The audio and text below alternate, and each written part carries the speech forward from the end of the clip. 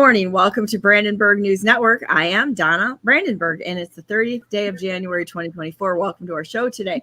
It is Tatar Tuesday, lawful defense, as well as real history with Courtenay Turner today. I'm always excited to talk to everyone out there. So I hope everybody out there is doing well. This morning, I had a very good friend of mine call, and it was a well-placed call. She wanted me to go down to Florida, walk on the beach with her. I'm like, man, I got way too much work to do up here right now. And I have some stories to tell people of something crazy that happened in Byron Township. Once again, not only did they break the law by refusing my my FOIA for election laws, now we've got another situation here, which I'm processing. But I want everyone to know what's happening, and I'm not sure when I'm going to come out with this. But once again, our wonderful elected officials are not following the rules at all. And you know what? I'm going to tell you what, if you get out there in the public and you are going to break a system that is highly manipulated and entrenched, you're going to be a target, and they're going to target you. There's no two ways about it. You got to be prepared for this. So I'll tell you what happened. Okay, this is interesting. So we get I've got a couple of parcels of property here, and I buy land to protect it from developers. Okay, that's the reason why I buy land, because they can't just cram things into every nook and cranny and turn it into a 15-minute city, because that's what the scope creep is. And I am absolutely against developers, realtors, anybody having to do with property being on a township board or a zoning board. And I've gone after these people several times. So a couple of days ago, I get a notice in the mail that says that one of my properties is going into foreclosure. And I'm like, what? I have no idea what's going on. So our right-hand guy, that is our CFO, he's our finance guy, decides to call the township and find out what's going on. And they're like, you're current on taxes, everything is fine. And he's like, that last week. So he made sure that everything was current on taxes and such, and trying to figure out what's going on out here. And I called him and I said, I think you better check on this again, because there's something that's not right here. He calls down to the township again. Second time he called, went through everything. The woman's like, no, everything looks fine. And then all of a sudden she goes, oh my God, it was kind of hidden, something that we never got any notice on. The property was never posted, and she had a hard time finding it. She didn't see it. Everything looked fine. And all of a sudden this thing pops up behind the scenes. No posting of the property, no notice from the township, no nothing. And when she went into her system, she didn't see it. It took her several tries to find it, and it popped up, because they were going to try to. This was absolutely intentional. There's no way that this was not an intentional action right there, because there were too many fail safes. If it was unintentional, then everybody in Byron Township better start watching their behinds, because these people are incompetent. And to have somebody that you go and talk to within the township to make sure everything's right, and they don't find anything on 2 or 3 passes through to find the information, then all of a sudden there's something hidden that pops up. I have to believe that this was an intentional attack. And so it was, I have to believe it. And I'm going to tell you, I've got a couple pieces of property that people would love to get their hands on. The developers, they call all the time, that would love to get their hands on. And I'm like, nah, I'm kind of a farm girl. I like my community. I like my neighbors. I don't think you need to be packing this thing full of every single inch that you can develop for your good. Because see, this is what they do. And I fought them several times, is they will buy up property, pack it full, run off to wherever they're from, because they're not from the area. None of them are ever from the area. And stick us with higher taxes to have to build more schools, more infrastructure, more water, more electrical upgrades, all of this nonsense. And they run off with a profit and leave us with all of the problems. And if people don't think they're doing it all over the place. It's not just Bill Gates. The developers are involved in this too. You can see it happening. What happened in Detroit? There's a couple of guys over there that are in deep pockets, and then they fund the politicians behind it. That's what happens. It's all about their gain. Yep, it is. We did get it resolved, and so attack foiled. And now I'm going to have to go back and address it with these people on their failings to try to grab property through hidden means. Pretty sad, isn't it? It is. It is. But they've done this everywhere. I mean, remember Pole Town? Remember what? Pole Town. No, I don't remember Pole Town. What is it? Pole Town was a community in the Detroit area around Hamtramck where they tried to, well, they didn't try, they did, where Coleman Young was reducing the taxes on the property or the assessed values to bring the property down in value. And it came to a point that they sold off a whole bunch of people's property and turned it into a Chrysler plant. So I know that they're doing something like that up in Port Huron. When I was up in Port Huron a couple of years ago, I talked to a woman up there who had a special needs kid, and they changed the ordinances in order to stop people from parking on the street. Well, she had a special needs child, and there was no parking in the house that she was living in. So they kept giving her tickets and tickets and tickets and tickets because she had to get her child in there. The city was so bold that they came and they took one of her kids' special needs bicycles instead of coming there to help them and say, how can we help you? What can we do as a community to help somebody who is already struggling? She ended up having $5,000 in fines, and that she was never going to get away from. And I talked to another guy that he had put up like a place to grow food in the backyard and such. And they started hitting him with all kinds of violations. Well, he should have the right to be able to have a little garden in his backyard. It wasn't a big deal. And he couldn't keep up with the violations. So he kept hitting him. He goes, I'm going to lose my house. And I'm like, I can see what they're doing here. They're trying to drop the value. I've seen it in Grand Rapids. I've watched them do it. I've watched them do it over the years, and I saw them do it in Grand Rapids too, where they would bring a neighborhood down through taxation, through attacking, through violations and fees and all of that sort of thing to kick the original people out who that was their homes, and then drop the value of the houses. Somebody would come in there and buy them on pennies on the dollar, and the next thing you know, they've got a high rise put up in its place. It's happening all over the place. These developers are a bunch of parasites. They're absolutely parasites. It should not be allowed the way that it's going on right now. They're parasites. Well, they're a part of the problem, but they're not the entire problem. No, they're not, but they're not helping either. The entire problem is the government. Yeah.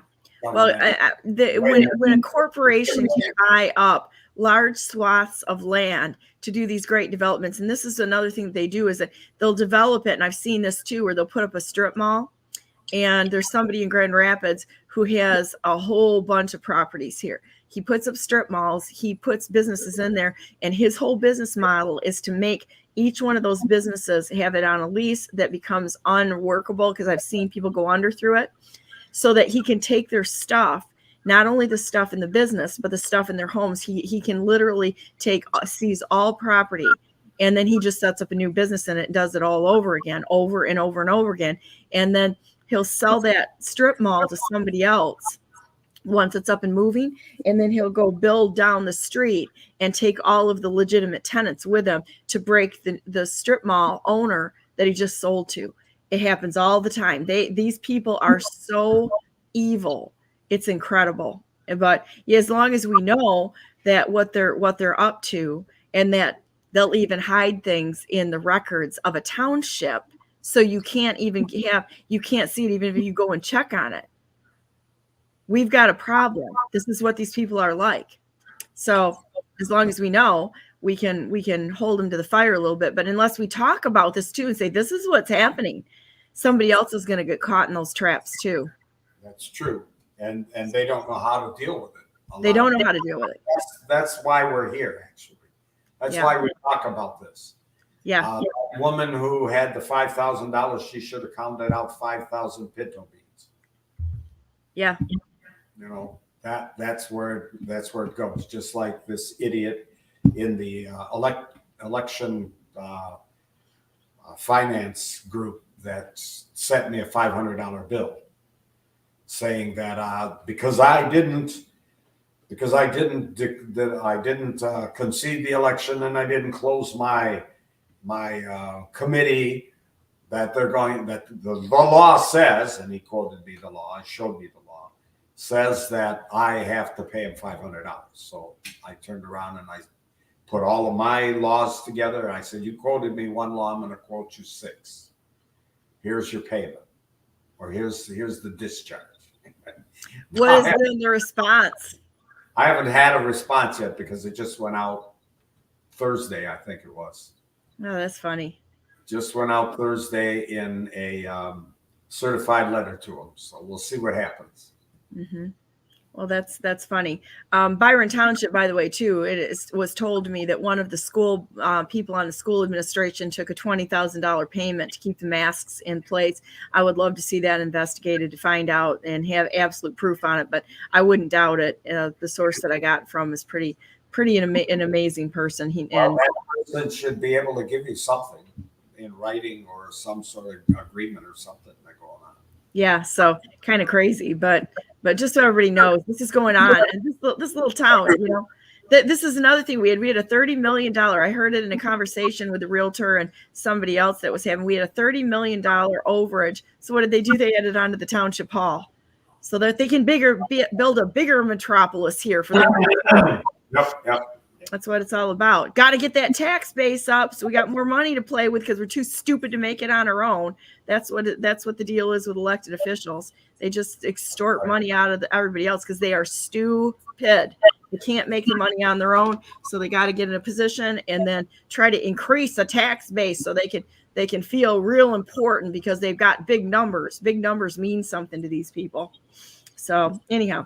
But we keep putting them in office. Yeah, right. We need to have a few people that are like shepherds. We need some firm people to just step up and say, nope, not doing this stuff. We need more people.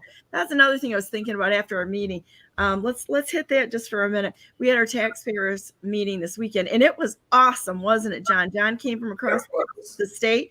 It was standing room only. I was shocked how many people came to this, and we had a great time. It was really fun.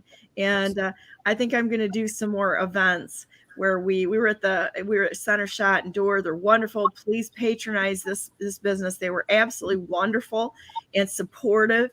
And if anybody else is out there that knows any other venues that they never charged us either. They were just so welcoming and say, supportive and such. If anybody knows any other venues where we could go and have, just for gatherings, meetings, like we used to do in the old Grange halls and such, I would love for you to tell me who would be open to this. I think there's probably a few churches around that would probably be open or something like that, but not the ones that take the 501c3 money or whatever it is, or C4s, but let me know options out there if you know any place around the state that would be agreeable to have us come in and just talk about running the country. That's about it. And we don't get into the political crap because we all hate politics. We actually talk about stuff like John and I do, governance, how to defend yourself, skills, how to serve each other, that sort of thing.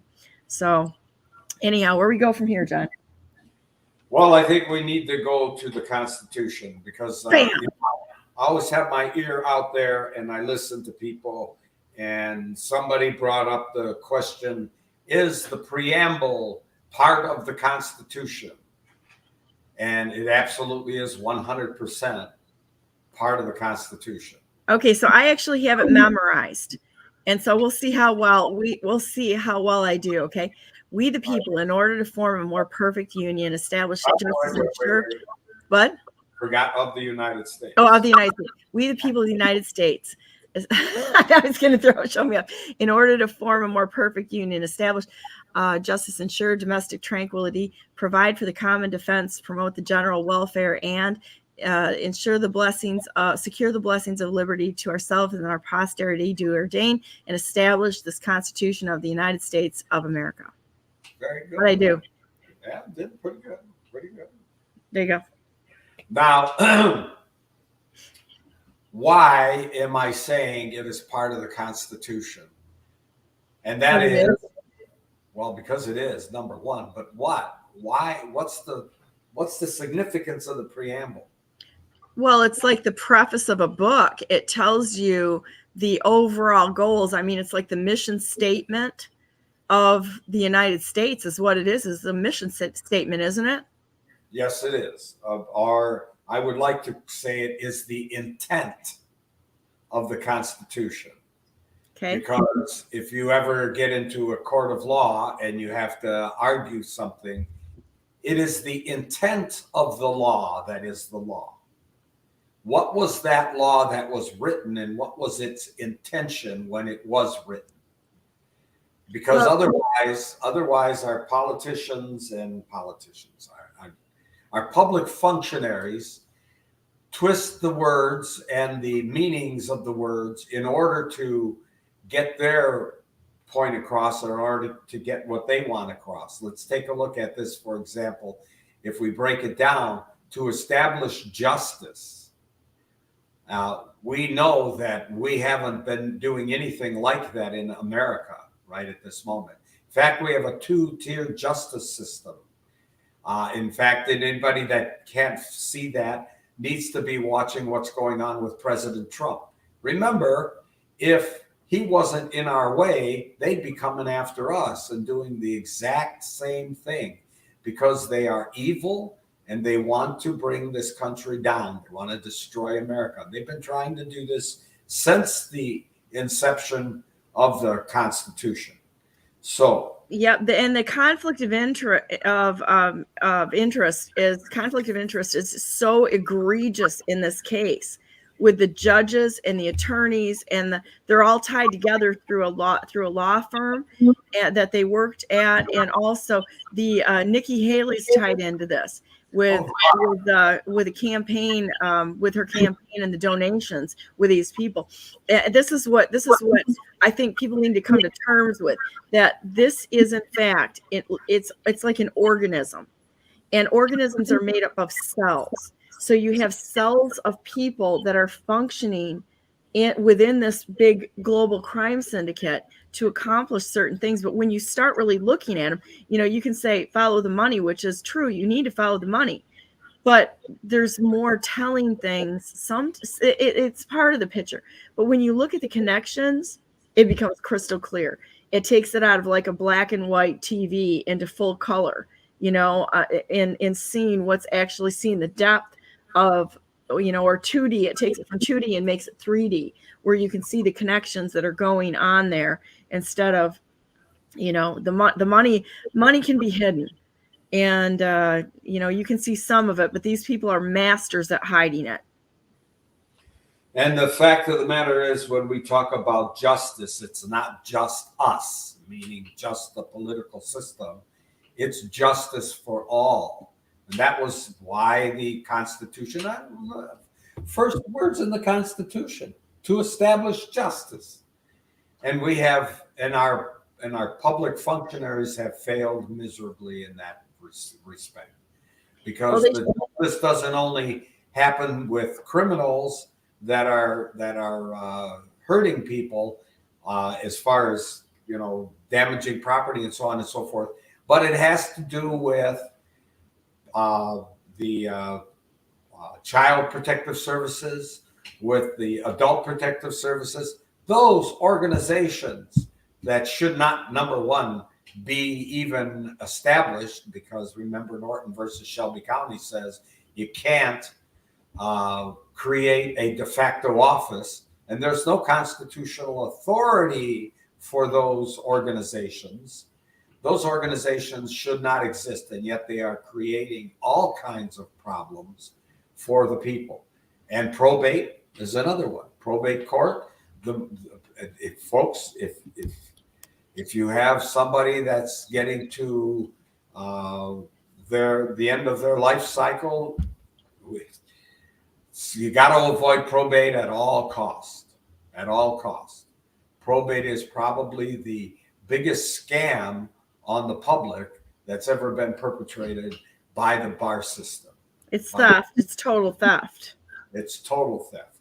Yeah, because they're taking a part of it, and then the whenever you get an attorney involved in anything, it's just they'll sit there. I mean, we've seen it when we've been in lawsuits and that sort of thing. They'll sit there and they'll just bleed you dry.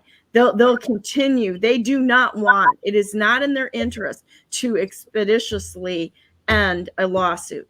They will keep that thing going. We had one that was almost 3 years long, and they want to keep that gravy train going as long as they can in order to feed themselves. It's a job for them. It's job security.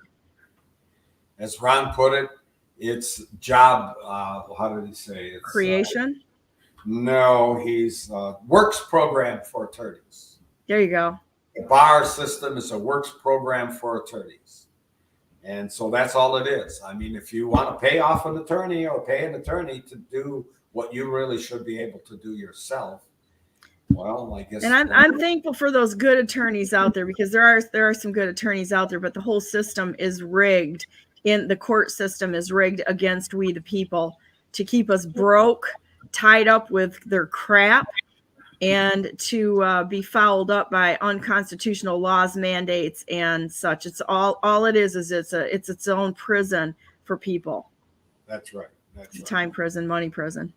So we go back to the preamble: to establish justice, which they failed. There's an E or an F, I guess you could give them. I give them an F. We have no justice. They let the criminals run, and the rest of us they punish.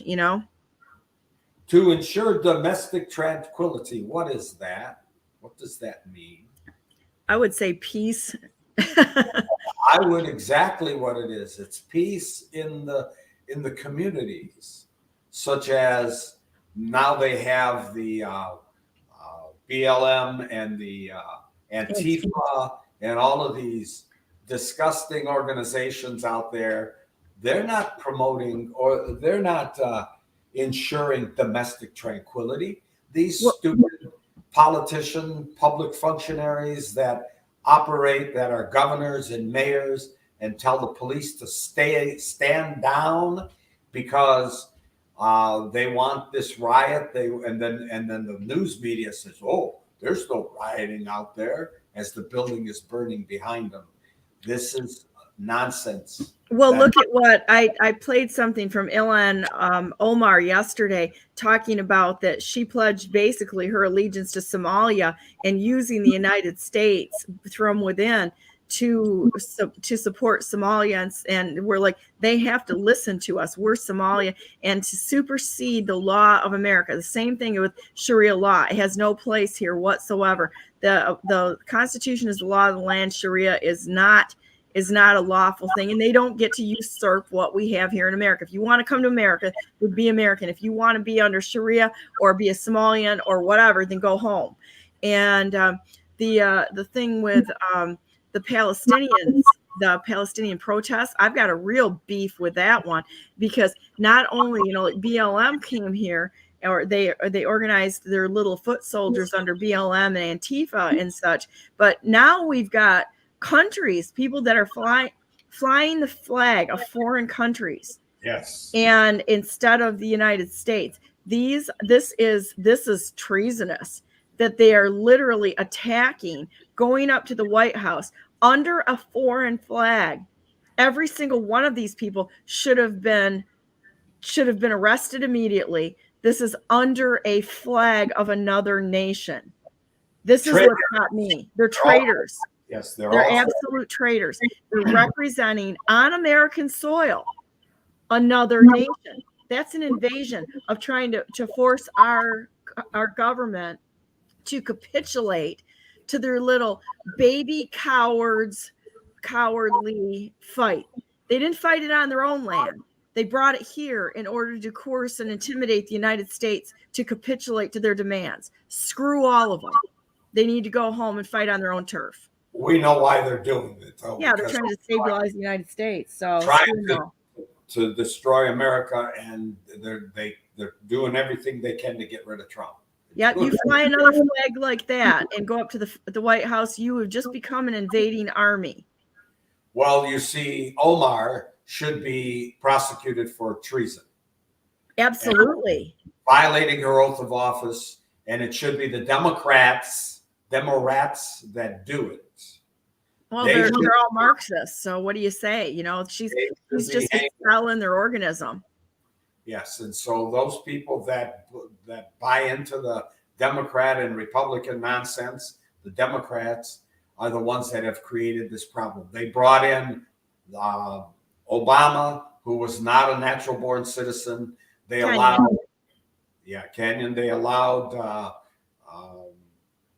Kamala to take vice president. She can't be a president. She can't even be vice president. She can't have the office. She's not a natural-born citizen. So what are the Democratic Party doing? What's their process? Oh, they're like ignoring the law. Well, it's not only ignoring the law, it's ignoring the country. It's ignoring who we are. It's ignoring America. It's ignoring the Constitution. These people are traitors. And anybody that supports this nonsense is a traitor. That's all there is to it. And that's beyond my understanding as to why they're allowing it to happen. And the Republicans aren't doing anything about it either. Republicans are traitors too. They could have been pointing the finger. Party. That's right. They could have been pointing the finger and saying, Obama can't be a president. He's not a natural-born citizen. These are the people that we elect to protect our country, that swear an oath to uphold the Constitution, and they have failed miserably. Well, watch. It's like they virtue signal as much as any libtard out there, and it's like, well, I'm a Republican, I'm a Democrat, I'm a this or that. Well, you know what? I'm an American, and that means that we're going to get rid of these. We have to get rid of these labels and stand together rather than virtue signal our way through this. It's from the Republican Party. I'm hearing nothing from of any substance on calling out anything, and they put Hoekstra in, who's got a background with the Patriot Act, until he says, I made a mistake. At least Robert F. Kennedy said, I made a mistake on the border. And I believe that the Second Amendment needs to be protected. And, when you listen to what they've changed their tone on, but then you got to hold them accountable for what they say too. But the Republicans, they say nothing, man. They're out there just, talking about how great they are, and they haven't talked about election integrity. Most of them, I haven't seen hardly any of them speak up for. Well, Hoekstra has been speaking up for President Trump, so I'll give him a score there in the positive. But that doesn't mean that we need to go back and look at the failed elections for the last 2 years too, because a crime was committed. That's right, and that's where to promote domestic tranquility is to provide peace and security for the public in our country. And they have failed miserably.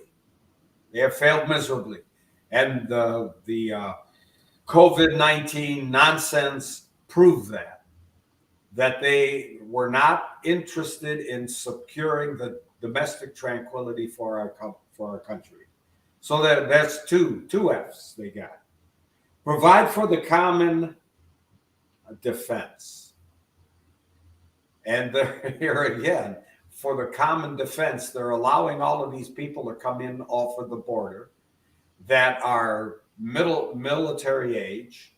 They are securing them, taking care of them, and getting ready for what? War. For war, for what? Are they promoting the general? Are they providing for the common defense? No. Well, they sure as heck are providing to Raytheon and some of these big government contractors. That's who they're providing for. Providing for the common defense means everybody, we should have our militia. Remember the sheriff that was at the meeting. Our Leaf was at the meeting. Yeah, he's spoke wonderful. he spoke well about the militia. I was looking to see if I could give him a hard time, but his topic was good and he did a great job. So I can't pick on him. Yeah, I loved everybody missed what he was saying. He's got common law I can put it up on the thing, but he does classes on the Constitution, and he's got a new one coming out February 1 on the militia, which I think we should get a group of us together. He was talking about that, is getting a group of people together for the books and such so that we can go through what he's talking about. And I'm going to give him a call today because I think that would be a really good one to study under his, because he's very knowledgeable. Dar is. Well, I think that's part of the promoting the providing for the common defense is providing for the militia, giving the militia the time, equipment, and more important, the public knowledge as to who they are and what they are, and not the way the media has portrayed the militia in the past. Like the Michigan militia, a bunch of bad guys running around in woods shooting at people. No. That's not what this is all about. The militia, I believe, was to serve the people, and that came under the category of even meals, and it was a service organization, not just guns and grab your torches and pitchforks. It was a little bit more intended, from my understanding, to be a little bit more of a community protection, but also service organization. There was and I don't remember the name of the gentleman at the moment, it might come to me shortly, who talked about the militia that they had established in California years ago, and they were actually under Black Power. And they weren't the Black Power that we were, or that were portrayed by our news media, evil people. They were people that were trying to help the poor and help the underprivileged, give them a step up so they could improve their life. That was what they were doing, and the government didn't like that. And they can't control people if people are actually being helped to overcome the challenges that they can't do on their own. Black Power was not an evil organization in any stretch of the imagination. I'm not talking about the today Black Power. I'm talking about the past Black Power. In my understanding and readings of Martin Luther King and Malcolm X and some of the others that were out there, they were there to help people and to do good, not to do bad and not to do evil. But our government didn't want, back then, President, or I don't even want to call him President Johnson, but Johnson, who should have been considered a resident because he was, didn't want the Black people to have any power or any strength in the political system. It was the Democrats that were keeping the Black people down, not the Republicans. And it's still the Democrats that are keeping the Black people down. And this nonsense that Hillary came up with the Black Lives Matter stuff, that's just a slogan of jargon. That's not what she's all about. She's as corrupt as they come when it keeps to keeping other people down. And the Black race is one organization, a group of people that Hillary was hurting and destroying in her earlier years. But well, look at how much burning they did in the Black neighborhoods. I mean, when BLM was the burning and the problems they caused, how many minority-owned businesses did they burn to the ground? That's a lot more than the ratio is higher. And that they went after the minority businesses. So this is a domestic terrorist organization. BLM is, and Antifa was too. Both of them, they're domestic terrorists. The BLM actually have remnants of Nazi flags that they fly around. So people need to wake up. People need to really understand it. Do a little history, do a little studying, and they're going to have a totally different impression as to what's going on in the world. All right, provide for the common defense, another F. Promote the general welfare. Now, this is a really interesting thing because during the Johnson administration, Johnson decided that the general welfare was his welfare program. That's not what this says. General welfare is not a welfare program. The general welfare means everybody's welfare, not as far as providing money and secure or food for them, but giving them the opportunities to stand on their own feet and become who they want to be, live their life the way they want to be. That's the general welfare. And again, government fails on that one too. Secure the blessings of liberty. Now, we don't really even have to get into that because we have all of these thousands of people coming across the border. How is that securing our liberty? Right. And the usurpation of we've got so much usurpation going on that you can't even say that they're securing anything from our laws to the borders to anything. They're out of process. That's right. So what is the purpose of the preamble of the Constitution? It is the intent of the Constitution. And in legal, in the judicial system, in the deal, whatever we want to call them, the intent of the law is the law. So the intent of the law, the intent of the preamble is the law of this country. So yes, it is part of the Constitution, just to bring it out and make everybody very clear as to what it is. It's not just a slogan as to why the Constitution was put together. It is the intent of the Constitution. And it is the intent of we the people. All right, Article 1. Article 1, why do you think the legislative branch is Article 1? Or the Article 1 is of the legislative branch? They make the laws, and the executive branch executes the laws. And so the decisions, and it's closer to the people. The legislative powers are closer to the people. So the closer to the people you are, the better of a representation you have. That's right. And actually... Yeah, I'm learning, John. And actually, the legislative branch is the most powerful branch. It's really more powerful than the executive and the judicial branch. They should be, but right now you've got the Republicans and the Democrats sitting there playing ball with each other, and it's just a sham trying to make us think that they're actually working for us. And they are placed, they're selected, they are not elected. We do not have elections. All you have to do is look at the last few elections and the amount of failure, maladministration, and fraud involved in it. And you can say this is absolutely a selection process. And I think that what we're seeing right now in both the Republican and the Democrat parties, they are selecting in nationals. The national party is determining the outcome of and this is what started with the precinct delegates, where they said, here, we need more precinct delegates, blah, blah, blah. But the national parties are stepping right over the top of what's been done there.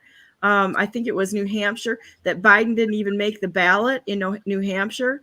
So what they did is they ran a write-in campaign, and he won on a write-in campaign.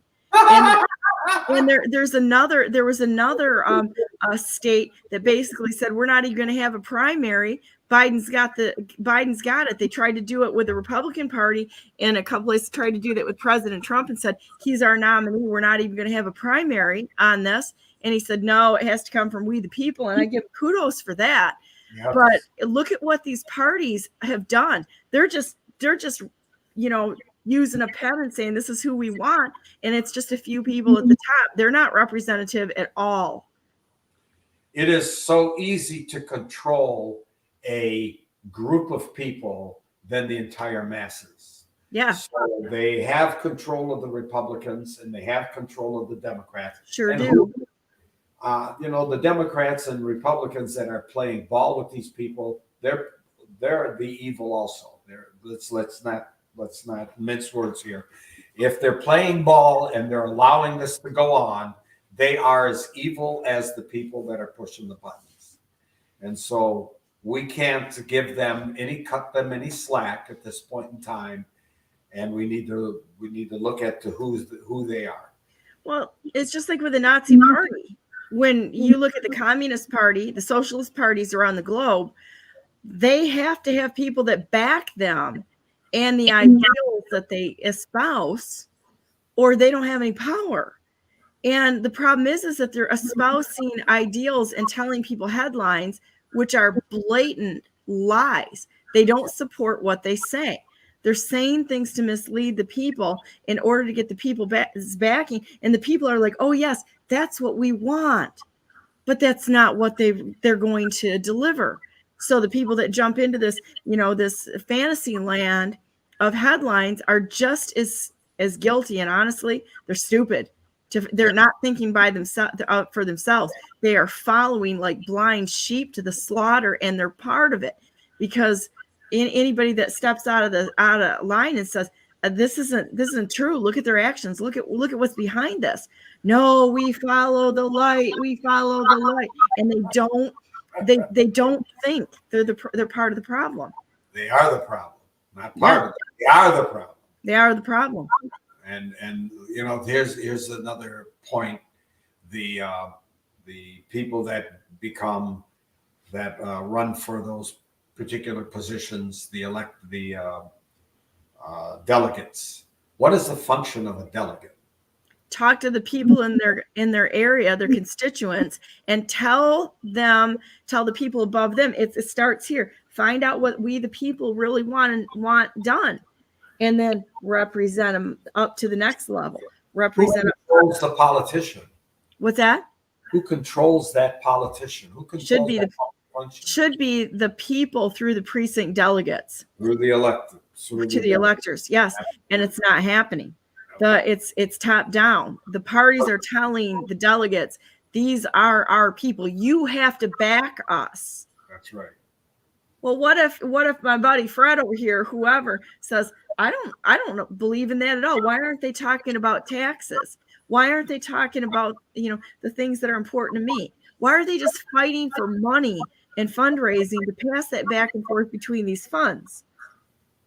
They're not doing their jobs. That's right. Well, part of the money system has to change. We have to go to real money and get away from the fiat currency, because as long as we have fiat currency, we have a fiat government. Okay, so I've got something I want to talk about here. So I was talking to another friend of mine who said, if we went to something like what England has. Now, I'm not giving England a pass. Okay. No, but we're looking at this for information. Okay. We look at different systems and we should be able to talk about them and evaluate them. I think what they do, which I'm not espousing or saying that we should have another tax. We've got enough friggin' taxes, and most of them are illegal, right? The majority of them, probably about 90% of them, are illegal at this point in time, and they're just for special interest to line people's pockets. But they have a $5 tax on the voters, and that goes into a pot. And they split that, to my understanding, between whoever wants to run. And that's all the money that you have. You have that. There's no in-kind donations, because people are rigging these in-kind donations type things, even through that, to say, oh, look at how much money I raised, and we're going to put a value on in-kind donations of 60 times what they would get normally, to show how important and how much money they can raise. It's crap. It's like, let's go down to just saying, all right, anybody that's running, the government can put up one central website or something. You want to find out about that person, whatever they put on the website, this is what it is, from videos or whatever, but they got to produce it themselves on a cell phone or something like that. Not this professional produced, bullshit that just tells people what they want to hear. but actually, what are you going to do so that a farmer or a doctor or a secretary or a mom has exactly the same ability to be in that office, or we could do it by a jury duty selection or something. I mean, there's got to be something, and that we have to test for competency, not just the words. How competent are they? Do they know the job? First thing that we should test them for is to know the Constitution. Yeah, or are they just going for a title? Have they tried? That one person, and I don't remember the name of that was running for judgeship, and one of the House of Reps asked him, "Could you explain the Second Amendment or the Article 2?" And that judge said, I really don't have a handle on that at the moment. How about Article 1? Well, I really don't know that either. How about Article 3? Well, I'm not quite sure what that's all about either. She's running for a judge. Can you believe it? Well, and the process is so convoluted. It's just like me running for governor. I didn't know anything about running for office. I got asked to run. I'm like, okay, I guess game on. We'll figure this out. I'm pretty good at figuring things out on the fly, but it doesn't mean that I'm the expert in anything, And so, but figuring out just the process of getting in front of people with the current system is so manipulated and convoluted, from having to interact with the Board of Canvassers, the Board of Election, the counties. You know how much paperwork you have to keep track of without having anyone to like shepherd you through this and say, you got to pay attention to this, and this. It is overwhelming. It's an overwhelming amount of, you've got to have a campaign finance attorney. You've got to file reports on the campaign finance. You've got to be an expert instantly on all of these ridiculous unconstitutional processes, and let alone cramming for the job that, what you have to know to put together the budgets and know the departments, how they run. There's 20 departments that the governor has to run, having to cram into understanding how they work. It's a lot to process. It really is. And then on top of it, knowing the Constitution and having people, how are you going to structure this? It's an incredible amount, and it's made complex through the process in order to stop anyone other than their little puppets from getting in. That's right. What does it take to become a person in the military? What do you have to do? Do you have any idea? I really don't know all of the requirements, but I know that I think they had to possess a college or a high school diploma up until recently, and be a citizen of the United States. Yeah, not necessarily that requirement of being a citizen. They're actually telling them, if you serve in the military for 2 years, we'll make you a citizen. Is that new, or has that always been that way? A new thing, but that's not my point. When you want to go into the military, the first thing they do is they give you a battery of tests, and it covers, can you read, can you write, do you know math, can you comprehend, can you do basic stuff. And they basically, by you taking these battery of tests, they can put you in a position. That's what the test is basically for, and to find out if you're mentally competent to handle a rifle and kill somebody, which is kind of stupid, because that's obviously the focus. What can you do? How are you capable of handling anything? So the battery of tests is first thing you got to do when you walk in the military door. Then they give you a physical. You go through the physical. You got to pass, and you got to be sure that you don't have, you're not a diabetic, or you're not overweight, or you're not, or your eyesight is bad, or whatever. So you have a physical, and you have a mental test. You have two tests. What do you have to do to become a politician? Throw your name in the hat. Yeah. There's no, and then try to get through the Frogger game of trying to get the political people that don't want you there if you're an outsider from getting smashed on the road somewhere by them sending you something to take you out. I mean, that's what it is. It's like political Frogger.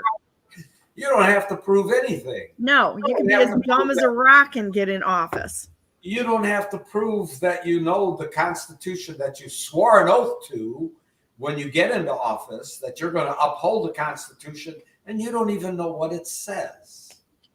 So how this is a convoluted system. Now, to add to that convoluted system, I was a teacher for 31 years. Yeah, you could have made it for governor. I would have voted for you, and I would have gone back to just shoveling horse manure. Well, during that time period in my 31 years, I had to go back to school or had to provide some sort of training that I went through some sort of training and I don't remember what it was, every year or every 2 years or whatever. You had to keep your certificate, to keep your credentials so you could continue to teach. So I had to go and re-educate myself. Now, a lot of professionals have to do that too. Doctors, I don't think attorneys have to do that, but doctors have to do that. And other professionals out there, to fix your car, you have to go and get tested, and you have to get certified, and all of this stuff. But what do politicians have to do? Nothing. They got to provide that they can throw money into the system for everybody else to make money off of. This is a money system. It's an industry, and they've got to prove that they can be compromised. They've got to prove that they are willing to do what is asked of them by their parasitic overlords. That's about it. They will lockstep join in with those who are breaking the law currently in the seats. So how can you expect them to understand the intent of the Constitution? It's not even part of the equation. If they can't even read and they may never have read the preamble, or if they did it when they were a kid and they forgot it. They have no idea what the preamble says and what they're supposed to be doing. So this is the part of the problem that we have in our political system. So first thing you should do before you can run for office is take a battery of tests and make that a public. I got a 90% on the exam, that I understand the Constitution.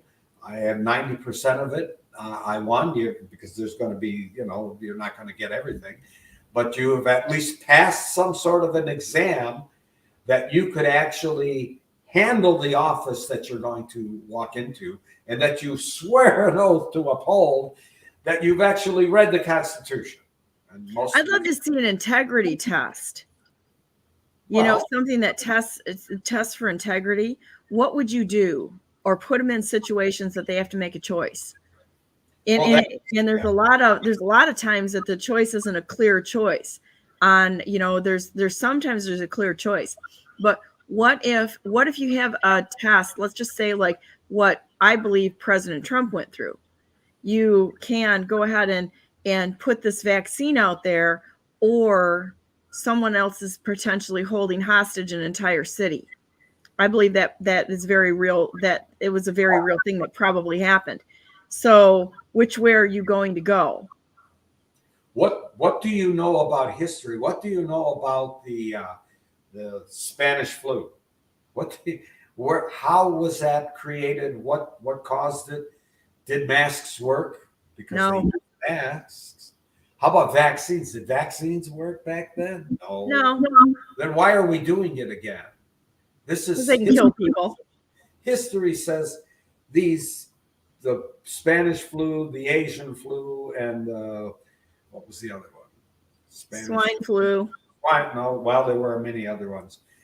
Did those flus, how did they come about? What caused those flus to happen? That's another whole story we can get into in the future. But let's jump, because I see time is flying. Yeah, that's okay. You know what? We can hit it next week too, but I think some of these things are still important to talk about, But it is talk for hours. But it is important that we understand what this Constitution is about in order to get remember, the Constitution is the law by which government operates. It's their responsibility to do this, not ours. We're supposed to make them do it and force them to do it, but this is their requirements and when they're in office. So taking a look at Section 1, and we could probably end with Section 1 and then go on to Section 2 next week because that's a long section. But Section 1 says, all legislative power herein granted shall be vested in the Congress of the United States, which shall consist of the Senate and the House of Representatives, two bodies. And we want to talk about why we have the Senate and why we have the House of Representatives. Who are these people? Who is the House of Representatives? That's the easy one. The House of Representatives is supposed to be the closest one to the people. And so it represents, that's the people's house, in my understanding. That's right. That's absolutely correct. And who is the Senate? The Senate is supposed to be appointed by the House of Representatives to equal out the population in representation. Which House of Representatives? Which House of Representatives? Yeah, who appoints the State. Senate? The state. The state house. Okay, when you say House, I would rather use the word Congress. Was it Congress? The state legislature. Let's put it that way. State legislature. All the power is supposed to be in the state. That's right. Just like taxes. Why are we paying a federal tax? We shouldn't be paying a federal tax. It should go to the state, and the state chip in to anything that's federal that it wants to contribute to. There shouldn't be any federal taxes. Well, that's absolutely correct. That's getting into a whole new ballgame, though. I don't know if we want to open that door. Oh, well, let's just open them all, John. Let's flood it. We do want to talk about that because the income tax, as it's applied by the Internal Revenue and government, is a totally usurpation of the tax law. It's illegal. The federal government should have no power. We should be like independent states, independent nation states. And then if we want to buy into the services of the federal government through the state, we have the opportunity to do such. Well, the federal government has the ability and or authority under the two taxing powers, and we're going to get to that. That's in the legislature. That's coming up and we're really going to beat up on that. Because you're absolutely correct. The 16th Amendment is a ruse to try to get the people to buy into something that doesn't exist. And the Internal Revenue is also an organization that really, according to Norton versus Shelby County, is a de facto organization because it has no constitutional authority to exist. So, but we'll get into that. It's the boots. It's the Nazi boots here because that's what we've got. We've got a Marxist situation, and we've got the Nazi boots on the ground that want to tell everybody what to do. They're all in error. It's all stomping on the rights of Americans. It's all treason. It's fake. It's all fake. Yeah. Yep. It's like the fake news. We have a fake government which has fake money. And so we need to bring that all out to the public and let the public really realize what's going on. Only there because we agree to it. Yes, absolutely. That's it. So, yeah, I like going through this. It's like, it's like I've told you many times. I mean, I've learned so much from you. Being a history teacher as well as having the military background that you have. We had a great time. John came to the barn on Saturday, and that was wonderful. What's that? That was wonderful. You made absolutely fabulous pie, and anybody that didn't get there didn't get an opportunity to try it. Actually, your chili was outstanding too. Thank you. Yeah, I don't know if we had people that said, thank you for having this catered. A couple of my kids were there, and they're like, catered. They're like, Mom made all this stuff this morning. I'm like, I was thinking about it. It's kind of funny. It's like, boys and girls, this is a farm girl. I could feed a ton of people and it doesn't take me very long to do it. But yeah, I made all the food for the gathering on Saturday and pulled all that together. And I think they licked the canister that had the apple crisp in it. Yeah, I make it in roasters. Roasters is a great way to feed a lot of people. So I made a huge roaster full of apple crisp, and then I made pies for later, and we had chili and such. So chili, and I had really. Oh, thank you. I do like to cook a lot. I really enjoy cooking. So that's to me, that's fun for me. I was actually thinking about putting together gatherings where we actually get together and feed each other, and if people have a few bucks to chip in, of course I provided everything, but it would be nice if everybody said, hey, I can chip in a little bit here and there so that we could make it bigger. It's one little me that can't feed the entire state, but we could all do that in the different counties. And even if we had a breakfast once a month that people could come to, and we talk about those patriot things, we talk about God, we talk about the things that are interesting to us, not the issues that the politicians are arguing about, because they're no-win issues. And and maybe have things written up that we can say, just like the Declaration of Independence, sign your name on this. We're going to send this up to these people and instruct them what we want done, because the system is broken and we're going to have to retool this, and we're going to have to be able to put our names on this and stand for it and say, it's just like in Texas, you want it, you come and get it, and bring the fight to where it needs to be, so that we don't run scared, but we say, yeah, you want to fight, you got to fight. And when I say that, it's the pen is mightier than the sword. We have to be out there talking and doing it in a public way where either our voices are being heard. I guess that's the thing that I'm doing here, is everyone that comes on this channel has been pretty well censored, and trying to give people a voice. If we did that for all the people, come and talk. You need to get your voice out there and not be censored. We put enough pressure on them to have to do something, but it's going to take numbers. It's going to take people. It doesn't take this ridiculous money fundraising bullshit that's going on, because that's what it is. You go to big meetings and such where that's all they talk about. It's fundraising. Fundraising for what? So they can have another fundraiser? It's like you pay big dollars to go to fundraisers so you can go to another fundraiser. And it's not the way it should be. You shouldn't have to pay to have access to talk to the president or the governor. And that's what's happening. It's like, it's a joke. People will say, well, if you want to pay X amount of money, I get you a meeting with this person. And I'm like, screw that. I'm not there. There's no way this girl's going to pay to play. That's fine. They can sit out there in greedy land all by themselves, and I'll be over here doing it the way it's supposed to be done. But shouldn't be done that way. It just should not be done the way that's done. And the fundraising, because people are so lazy, and in general, everyone needs to get in this game and say, you know what? I'm not about a party. The parties have always led people astray in every country, in every instance.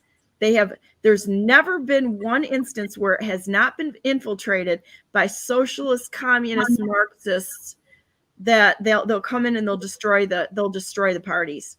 And we had it at our meeting, because there was a certain individual that decided to get up during the main speakers event and try to take the meeting over. I finally told him, it's time for you to be respectful to our speaker. They do it every time. Somebody will come into the meeting and talk over the speaker and try to sell their latest and greatest little scam that they've made up, because they switch from one scam to the next. And it happened in our party. And the next time it happens, this person is going to be handed his tail by Donna Brandenburg in a way that it will not be recoverable for. So that just as a word to the wise, and so, but But we've got to get off these parties and stand as people. You know, we have ballot access, which is the U.S. Taxpayers Party is ballot access. That's significant because sometimes you got to use the weapons that are available to you to tear down the illegal systems that are in place, right? That's right. But that's not that we believe in them. Everybody that I know within the Constitution Party really wants to see the end of the party because we know how corrupt they are and how corruptible they are. Absolutely.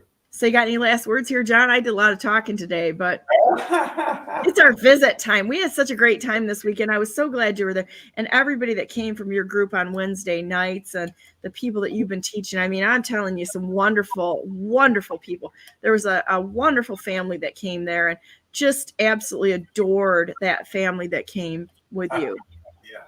Yeah. Primavera has been a go-getter, fighter from the very beginning. And of course, the others that were there too are all engaged. Big time. Rick and Diane, and I mean, you know, Rob and Janice Daniels was there. I mean, there's so many of our friends that we've made over the years who are incredibly intelligent and educated. Paul Urban was there. I love Paul. Paul is such his intention is always to be helpful and to bring people together. Paul Urban with Referendums of Michigan. I have a lot of respect for him because, you know, he just jumped in and decided to do something. And he's not a party person either, but we're going to be working with him, the Constitution Party, to try to settle all the counties to be there when this system falls. The system's going to fall. But we're on a crash course with it failing. You don't have to be too bright to see that. All you got to do is look at the monetary system. It's going to crash. Oh, yeah. And it's a matter of time. Yep. By the way, I just wanted to make one comment, and then I think you probably want to bring on the other guest. But we used to have, when I was a few years ago, I had a band that we used to play out and do stuff. But that was kind of the core of the group, and of course, I had sisters and brothers. And we'd always have a event. The event was a canoe ride or a horseback ride or whatever. And then we would have what we called an eat-in, just to let you know. We called it an eat-in. Everybody brought stuff and we had a party and that was kind of thing. It was a great time. That's great. That's great. So Leb, by the way, Leb said, I wanted to meet John in person. I've been battling flu-like virus, so she didn't come. Well, maybe you can come to the next one, Leb. And Charlotte's on here making lots of comments. Common defense. Whitnut has confused the NGO's rights and not the Constitution of the Republic. They have something brewing for 2024 election, or lawmakers are passing some unconstitutional laws. Something's going on in Michigan when they start backstabbing one another before the 2024 election. And carbon tax is coming real soon. Another scam Whitnut has come up with. And they're saying that she may actually be the one that will step in if something happens to Biden. Oh, that's a great idea. Not a chance. Not a chance. So there you go. So yeah, that's like Michigan would think that. Nobody else in the country thinks that. Yeah, well, you know, I'm hoping that everybody's smart enough to know that that's the poison pill right there. She's poisonous. And I think foot soldiers are, you know, you look at it too, it's the loyalists against the patriots. The ones that back people that make those kind of policies are probably, most of them are making money off of it. Either they're on being paid through the school systems, which became indoctrination camps. And I love teachers. Don't get me wrong. There's a lot of teachers that are trying to do the best they can in a bad system. But a lot of the people that are on the paycheck for this nation are the ones that are fighting to keep the Whitnut and the rest of her nutty cast and crew in place, because they know that they can muscle them to get more money and take it away from the working class people. It's really flipped. The Democrats have actually become, you know, the Democrats, the Marxists, they're not Democrats anymore. They're Marxists. Right. And it's all about creating a slave class of people to fill their coffers and find ways to give their little foot soldiers more money off to the side, or money launder it away to get them rich and keep the rest of us who actually work. Somebody said that yesterday. They said, "Where did you get your money from?" I'm like, "I work," and they were like, kind of like surprised. I'm like, "Yeah, that's a foreign concept." So talk about your Wednesday meeting, John, and I'm going to move on to Courtenay here. Wednesday, we're going to have a meeting on Zoom. If you want information or you want to be able to get into the Zoom, you can either call me 734-968-4715 or write me at jtater2@yahoo.com and ask for an invite. I'll be more than happy to put you on the invite so you can show up at the meeting. And it's just clicking on it and you're there. So that's the easy way to do it. Okay, sounds good. Make sure I've got that too. And if I can, I'm not traveling right now so much. So the nice thing is being able to sit still a little bit. I've got a little bit of time, not a ton. I've got so many people around me all the time. It's crazy. And but there you go. Well, you have a great day today. And thanks, John, so much for your wisdom and help and everything. You're amazing. And really appreciate how much effort and consistency you have. And you're really a gift to this nation with the knowledge you have. And thank you. So, all right, guys. Have a great day. Thank you. Quick break here, and I'll be right back.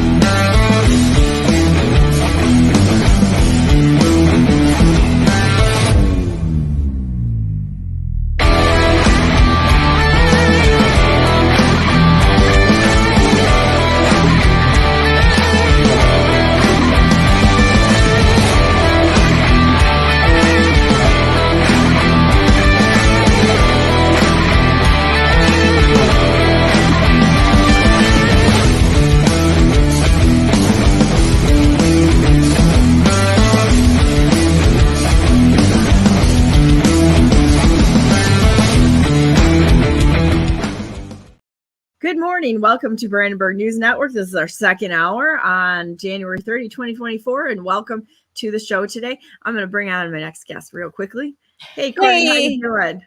Well, thanks. How are you doing? Good, really good. How's things going in Courtney land today? They're good. Yeah, we've been really busy. I spoke to the Senate last week. How did they go? It went well. They said they wanted me to help them draft a bill. I actually just spoke to the assistant this morning. They said they're doing, and I'm going to look it up because I don't know this term. What did she say? She said that they're doing a caption bill.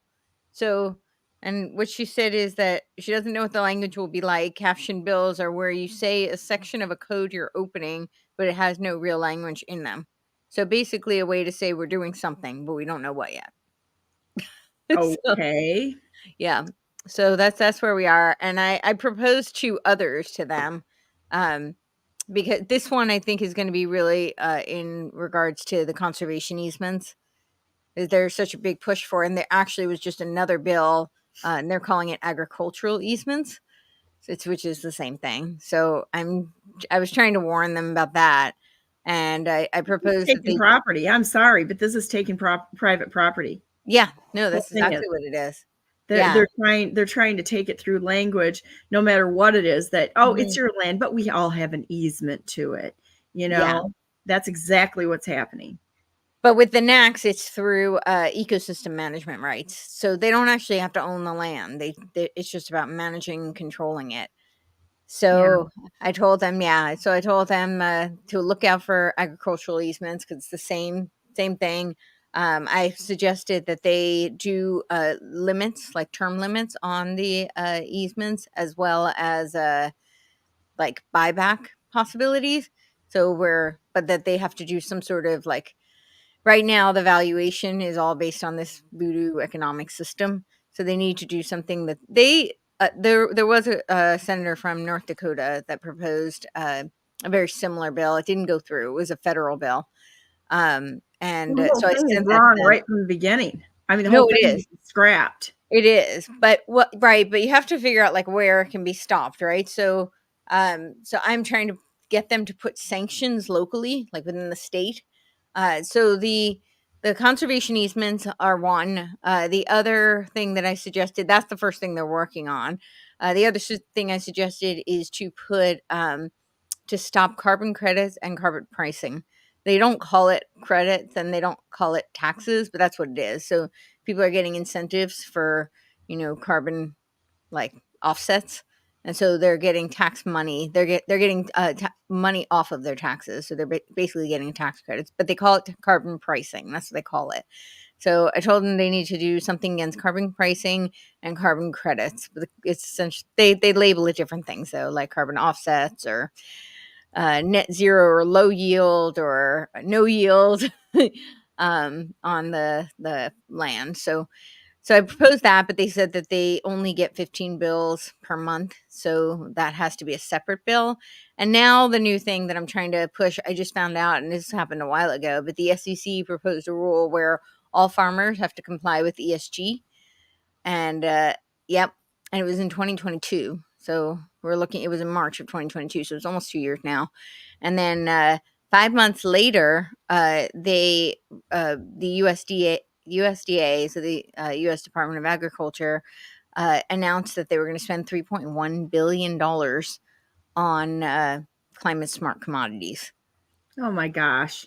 Yeah. Yeah. Well, I think that they keep pushing it. I'm going to guess that we're going to have farmers that are going to go start dumping manure in Lansing and, like they're doing in Netherlands and Germany and such. It's like, keep pushing the farmers. The farmers are your food source, guys. And that isn't going to end well. Yeah. Yeah, I know. But what needs to be stopped is this accounting system. Because even though the SEC withdrew the proposal, which is great news, there was enough pushback, they withdrew the proposal. But the Biden administration already they've adopted the UN accounting system. They don't call it the same thing, but they've already adopted it. They did a whole white paper on it in January of 23. And they already put an executive order to put nature on the balance sheet. They already put in their America the Beautiful plan, which is part of the 30 by 30. It was actually called the 30 by 30 agenda, but that didn't go over well. So they renamed it to America the Beautiful. So those are the things that need to be stopped, but I don't see much hope for stopping. We're not going to stop the UN, I don't think. I mean, I'd like to think so, but I just don't see that as being realistic. I don't even think we're going to stop the Biden administration, but I think people can stop locally. They can get their state legislators involved in passing various different bills like the ones I'm suggesting that will put sanctions against these things getting implemented and putting into full effect. They can even do it at the county level. Like York County can say, okay, we ban ESG requirements, or we ban any kind of carbon credit or carbon pricing. And if you do that, then the whole thing falls apart. Like they can't go any further. So they can make up all the, white papers they want. They can announce that they're putting all the money into this technology, but it doesn't get enforced because they don't have the monetization component, the carbon credit and the carbon offset and the valuation. So that's really the biggest problem is the natural capital accounting. So they, even though they withdrew the NACs. So yeah, so I was very busy with that. And I'm going to still keep on them. I did another show on this climate smart commodities because I think that's really the next thing that needs to be stopped because that's the precursor to the NACs. I think that was laying the groundwork for the NACs. So now I think they're going to try and just go around because they withdrew the NACs. Well, they're not going to stop until they're all removed. So, it's like my big thing is we got to vote everybody out, top to bottom, clean slate. You change everything. Vote every single incumbent out. All of them. Vote them out. Yeah, I think it's not just about the people, though. I think it's really about, the agenda. Because what happens is a lot of the people get corrupted. So they have levers of power over them. They bribe them. They blackmail them.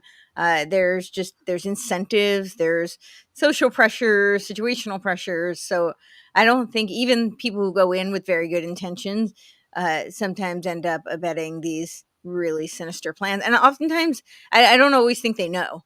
I don't think it's that everyone is corrupt or even incompetent. I think that they are they're sold something, they're sold a narrative, and they don't have a broader scope to understand what will happen if it Well, goes there's a into lot of effect. blackmail that's happening. I listened to a testimony by a girl who was raped when she was younger by a congressman. And she said he sat there and just cried the whole time, but they had threatened his family.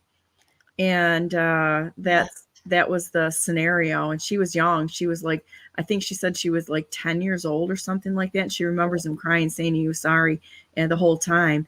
And it's like, I'm sorry, I hate to say it, but they could threaten all they want, but that doesn't justify.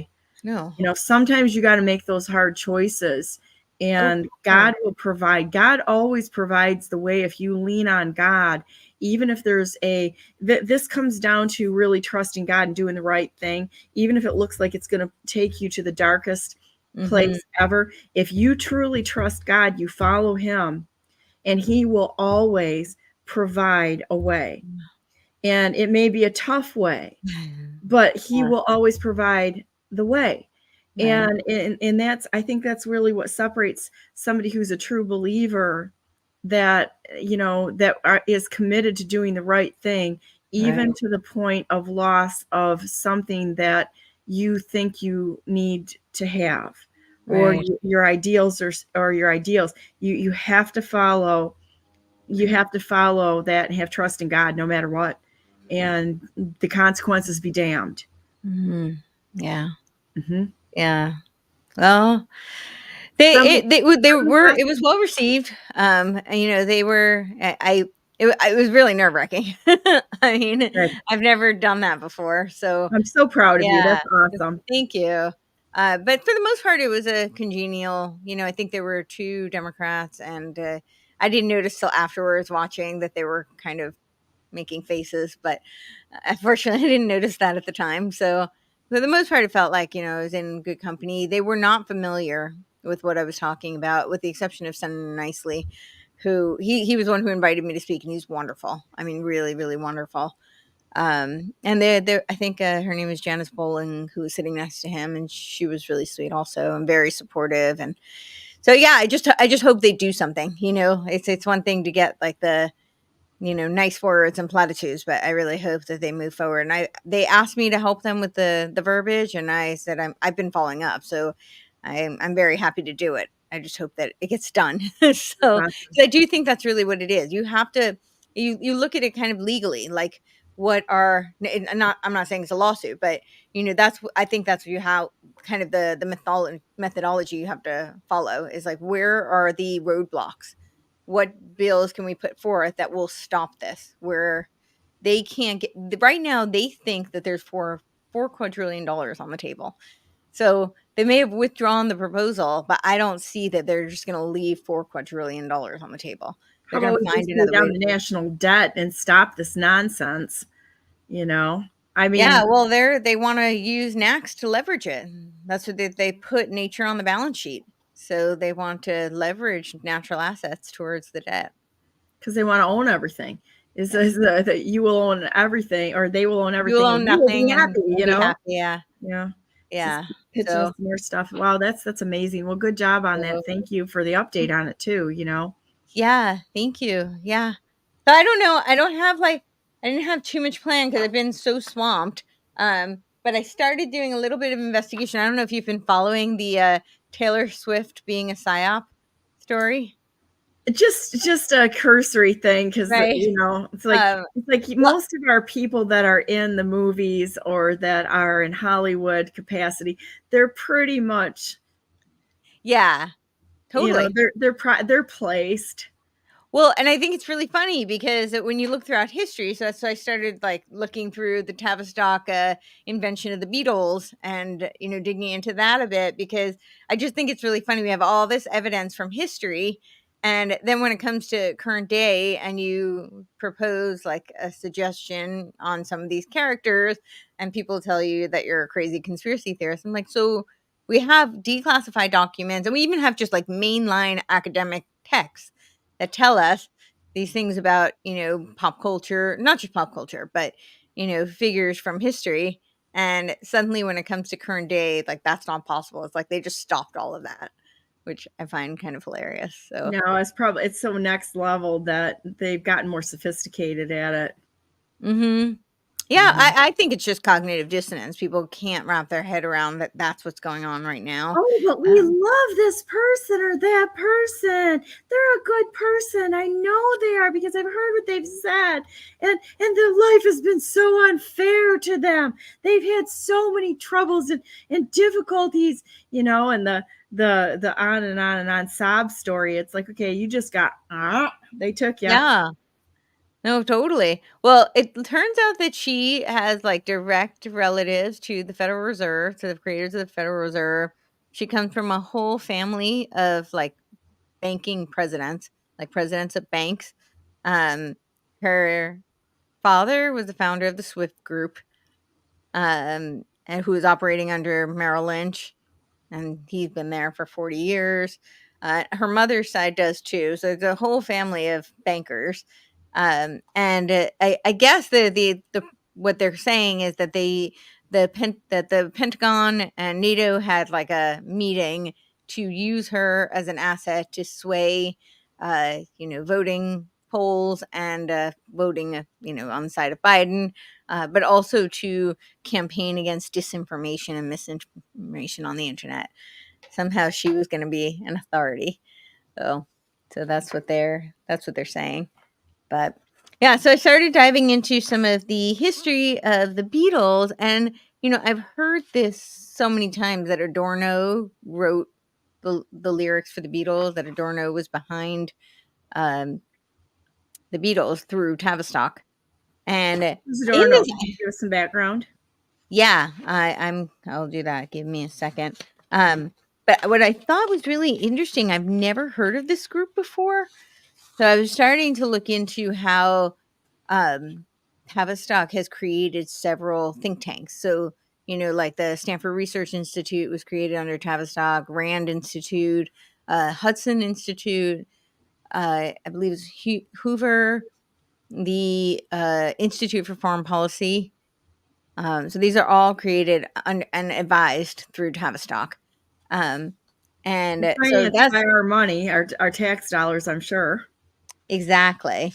And so before I get into the Beatles stuff, then one of the other think tanks I had never heard of, maybe you want to look it up. I just thought, and I have not had time to do a deep dive. Maybe next week I can do a deeper dive on it for you. But it's called the Ditchley Institute, and it's focused on American-British relationships.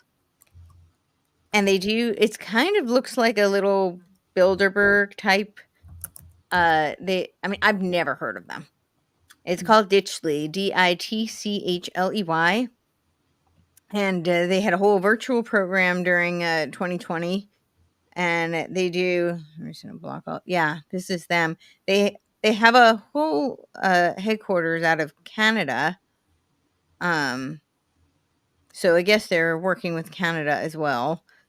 But yeah, I had never heard of them, so this was kind It's of amazing how you find this stuff. Yeah. You're amazing at this. They look a little like, I don't know. I will do a deeper dive. I think that's what I'll do a dive on for you next week, because it looks like they're very focused on, the typical kind of like human potential type of research, but also a lot of transhuman stuff. They don't label it that, but they talk about converging biology. Governors, they've got governors in this. This is crazy. I said, look at their positions and what they do. The heck is this? I know.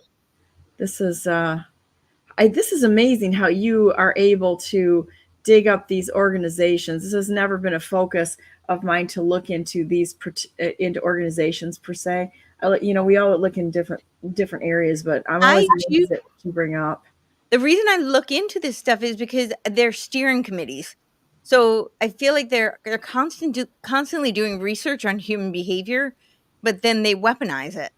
Yeah. And it's these meetings that are setting they're setting the conversation for which public policy gets executed and implemented.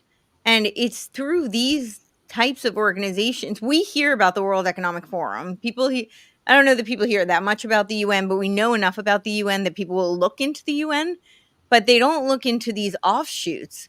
And these offshoots are working kind of underground and covertly. I It's the mean, estates team. That's wild. the what team? The estates team? Mm-hmm. The heck is that? I don't know. The The kitchen team. The housekeeping team. Like very sweet. All right. Yeah. So So we should start listing some of these, because I would love to see the list of all. And you know what else that I see in this is their websites are very similar. The websites that you brought up for I've got ARC. It looks like the ARC website. So there's a similarity. It's just like the patriot groups in Michigan and such. For me to look at the websites are coming from this exact same area because it's the same template. Yep. Every single time. Even the colors they use are dead on the same. It's the exact same color. And I mean, if you had 1,000 reds out there, it's the exact same red. It's the exact same blue. And I don't think it's just a template. I think so. Part of the reason I study this is because they study human behavior. They're the progenitors of social science. So Tavistock literally created the social sciences, and they know the impact of visual mediums and the impacts that they're going to have on people. What will evoke certain types of emotions, what will make people more suggestible and malleable, and I think, and what gives more credibility. So I think that they craft these websites according to that. I think it's very strategic. Yeah, they're master marketers. But I'll definitely write this down because that's what I was thinking for next week. I just haven't had time this week because I've done 50 shows in the past 4 weeks, so it's been a lot. Let's see. Yeah, I'm kind of curious. What are your honorary governors? Kind of curious here. It's like you could really explore this and see who's actually. Man, this is quite the place here. Yeah, I'll do a dive on it for sure. What is this place that they're occupying? Oh, we've got Sir Roderick, the Lord Villamoria. Yeah, well, it's definitely. It's a British American alliance organization. It's to advise on and educate on how, and it was created right after World War II. Yeah, it was, I think, 1950. Well, some say 1957, some say 1958, but it was right around there when it was created. Got a lot of big names behind their name and the letters and such. Yep. Craziness. See if there's anybody here we can recognize, because they sure have a lot of them. Boy, this is like you can make a table out of this. Yeah. Connect the dots right there. This is the thing that they don't maybe understand, is that there's some of us that look at this and say, okay, connect the dots to the deep state that are set against the they're all lords. Yes. A lot of them are lords. Not my lord. I won't even use the title for them. Sorry. Yeah. Fair enough. Paul. You're a Paul. It's Sir Paul. No, you're just a Paul. Sir Paul what? What was his last name? Let's see. Let's look at Sir Paul here a minute. I don't know. I got to go up a little bit. Oh. See where Sir Paul is. Okay. Well, if it's Sir Paul Marshall, then I'm going to be Paul Tucker. Okay, he's a research fellow at Harvard. Yeah. Kennedy School. Let's see. Sir Paul. Oh, interesting. Yeah. As I said, I just came across it, but I will definitely do a dive on it.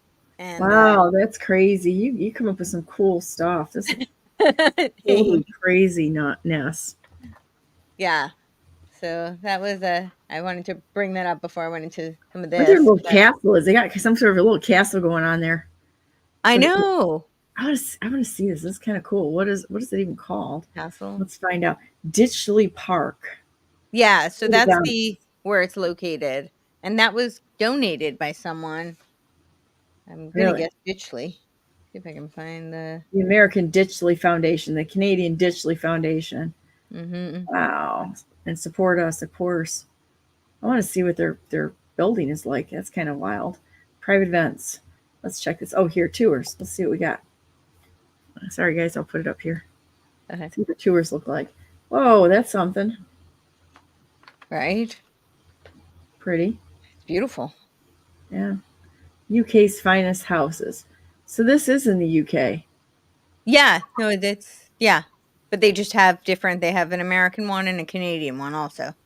But it's Wow. designed for American and British relations. Like that's what it's all about. It's connected to Churchill. Churchill was very involved with the with Tavistock, with the Fabians. Kind of crazy. Yeah. So these organizations have so much money, and trying to track the money is hard. So like today's Tavistock Institute operates a $6 billion a year network of foundations in the US. All of it is funded by taxpayer dollars. That's why you can't find like direct funding. The 10 major institutions under its direct control, 400 subsidiaries, 3,000 other study groups and think tanks, which originate many types of programs to increase, control. Essentially, it's like research. They under the guise of research, but it's control. Stanford Research Institute is one of their top brainchilds, and then the Hoover Institute is in conjunction with Stanford Research Institute, and it's $150 million a year operation with 3,300 employees. And it carries on program surveillance for Bechtel, Kaiser, and 400 other companies, and extensive intelligence operations for the CIA, largest institution on the West Coast, for, mind control research, which is what and that was where I found out about the Ditchley. They say it was founded in 1957. The American branch of the Ditchley Foundation is run by Cyrus Vance, who was a former Secretary of State and a director of the Rockefeller Foundation, and then Winston Lord, who is the president of the Council of Foreign Relations. Oh my goodness. Yep. Wow. So, well, and it's like, we've got so many people running around the political arena. We were, I was talking about the fundraising and such. I think people don't have any idea. They don't care about our money. As far as they have so much money. Yeah. And they know how to manipulate people. They're steering this ship whatever way they want. And, I think we're going to have to see this entire system is going to have to fall, because there's just and until we cut the money, until the money is cut, it's not going to hurt us. We talk about having a collapse. Yeah. I don't know about you, but we get something figured out. They are totally dependent upon us. It's like in that movie, the Ants movie. Yeah. That's why I call it the parasite class. They are parasites. Yeah. They wouldn't be able to do a thing within 10 minutes. It would be total meltdown if the system fell. It would be a glorious thing. It would be absolutely glorious if the system fell. Well, I don't know. I mean, people say that, but you have so many people who are dependent on the current system, and I think you will see a lot of chaos. There would be chaos, but we come out of it. It'll be chaotic in the meantime, though. Yeah, they won't. I always say I think you should fight within the system while building parallel systems. Right. I think that's really what needs to happen. And so that way you have a bridge. So it's not just like complete chaos and then people trying to navigate through the chaos. So, let's see if I can find all of this information.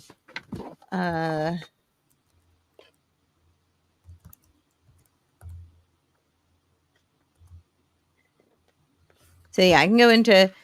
So this was on Theodore Adorno. He was of course he was a member of the Frankfurt School, Frankfurt, Germany, which a lot of people don't know, but Frankfurt School worked right under Tavistock. So it was kind of like where the Fabian socialists and the Frankfurt School socialists kind of converged through Tavistock. But he left Germany in 1934. It was during the Nazi era, and he was residing in Oxford, New York City, and Southern California. The books that he wrote that made him famous were The Dialectic of Enlightenment, which he also wrote with Max Horkheimer, who was And say his also name again. Horkheimer. Max No, Horkheimer. the one you're Oh, talking. Adorno. Theodore Adorno is who people attribute to creating the Beatles or being behind a lot of the lyrics of the Beatles. Okay. So, and he wrote several books actually on music: The Philosophy of New Music, The Authoritarian Personality, which was also a collaborative project. Horkheimer was another Frankfurt School member. Minima Moralia, I don't know that one. I don't know much about it. So in his writings, he would write about, critiques of mass culture, the culture industry. And he went back to Frankfurt, Germany in 1949 to take a position in the philosophy department. And he established himself as the leading intellectual and central figure in the Institute for Social Research. So I think I've talked about this before, but to recap, there was a meeting that was called, and I think it was at the Comintern, but it was Lenin who called this meeting back in 1922. He was very concerned that the, revolutions didn't spread throughout the West after the Bolshevik Revolution. And so he called, he said Marx promised it would. That was Marx's whole manifesto. And so he called a meeting between Antonio Gramsci, Willy Munzenberg, who a lot of people are not very familiar with, but Willy Munzenberg, I would argue, rivals Bernays as a father of PR. He had a whole magazine and a major PR company out of Germany. And so Willy Munzenberg, Georgy Lukács, and who's the other one? I said Antonio Gramsci. I don't know if I said that already, but that's actually how I found out about it. So Antonio Gramsci's grandson had a bunch of memoirs about his grandfather. And in these memoirs was this tale of how Lenin called this meeting very concerned that the revolutions weren't spreading throughout the West. And it was Gramsci who said, well, the problem is you're looking at this as an economic revolution and an economic problem. And he said this has to be a cultural revolution. As long as people are entrenched in their culture, you can't get them to abandon it. You can't get them to revolt.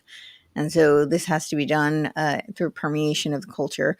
And this is where we get the long march through the institutions, through the 5 pillars of society. So for Gramsci, those were the legal, entertainment, media, the academia, and religion. So, and of course, the family. So those are the 5 pillars of society that had to be infiltrated and deracinated.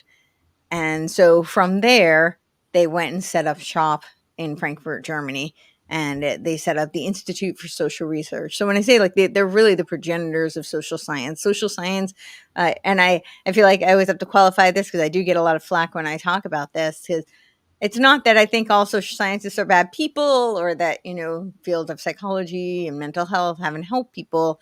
But when you look at the people who created it, they were looking to control the masses. I mean, they were literally trying to figure out how they could create revolutions, like political revolutions and upheaval.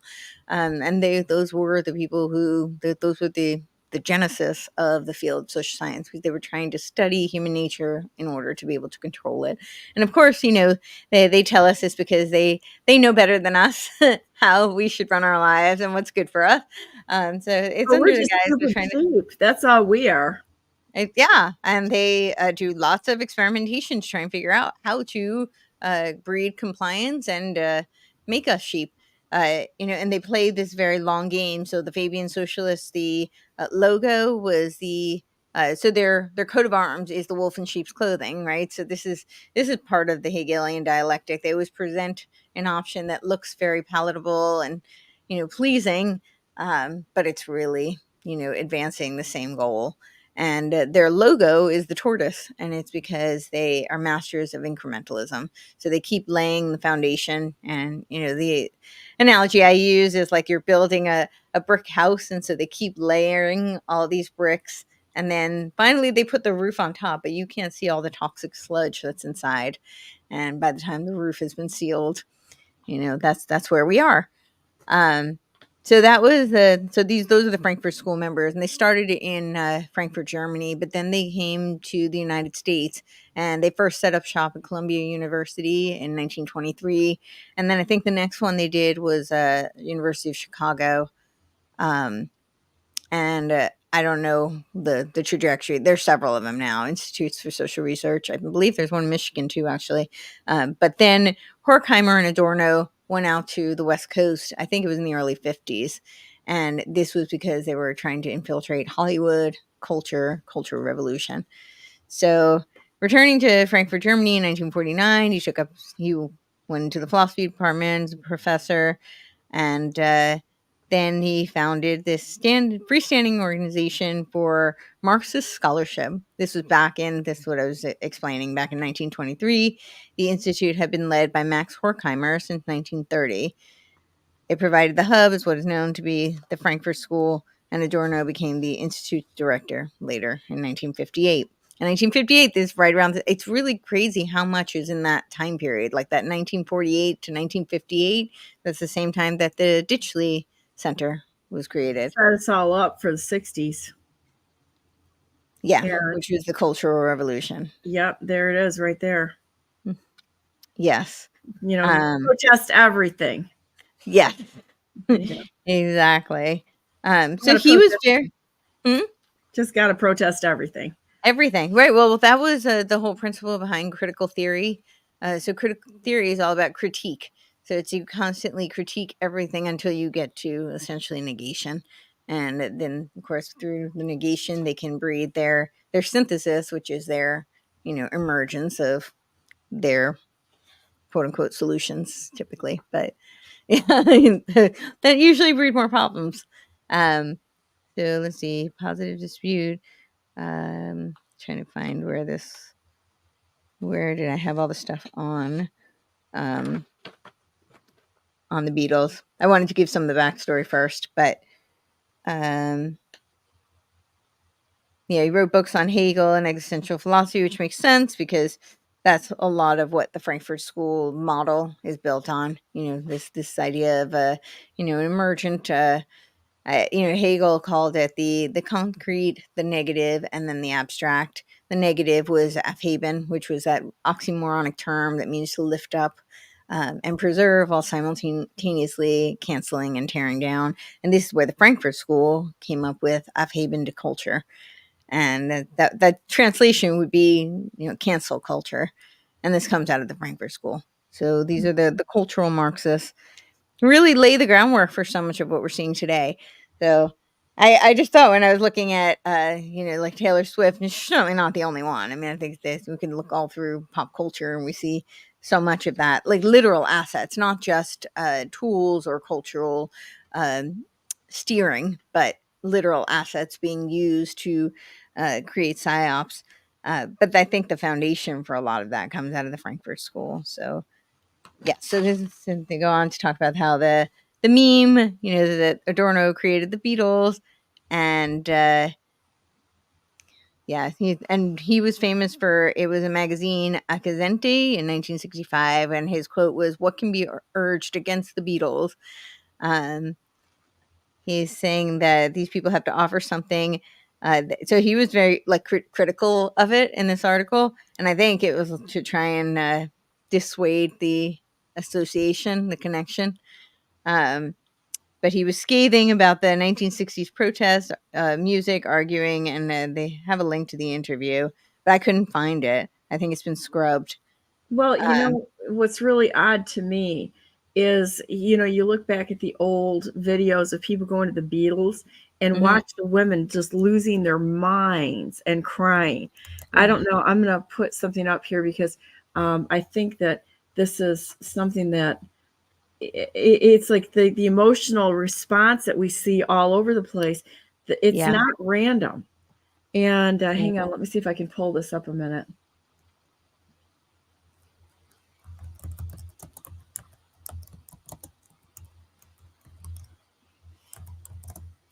It was just absolute hysteria.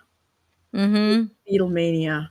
Here we go. Here's pandemonium broke out. This is kind of naughty here. I've got to switch. No, here we go. I got it.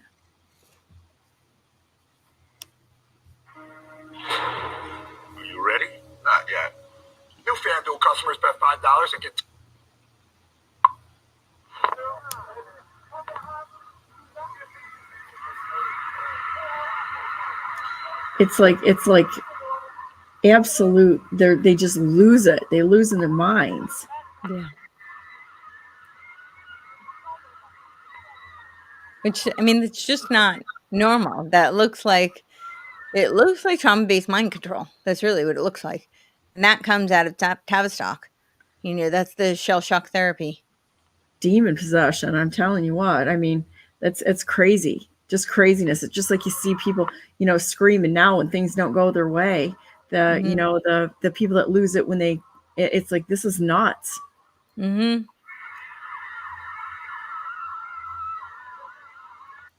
Yeah, I remember, there was, let's see what else, because I'm sure the younger generation doesn't remember. Here's Beatlemania. Let's see. Well, they were very involved in the Grateful Dead also, and I think a lot of people, they were very involved with the Grateful Dead also. The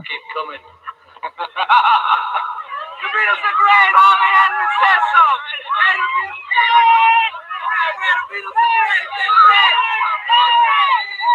I love them. I don't care what anybody thinks. I love the Beatles for them, and I'll always love them. Even when I'm 105 and an old grandmother, I'll love them. And Paul McCartney, if you are listening. Adrian from Brooklyn loves you with all her heart. I love you, Paul, and please come to the window so I can just see you. I saw you smoking before, and I kissed the limousine you looked at him. But I love you, and I want you, Paul. Please look at. And Ringo, you can look at too, because I like you. There have been huge crowds of teenage girls outside complaining that they don't want to mob you, they just want to speak to you. What do you think about this? Do you want to talk to them? Well, have you ever tried talking to about 200 people at once? We'd love to, if we all wave and somebody always says, stop that waving, you're inciting them.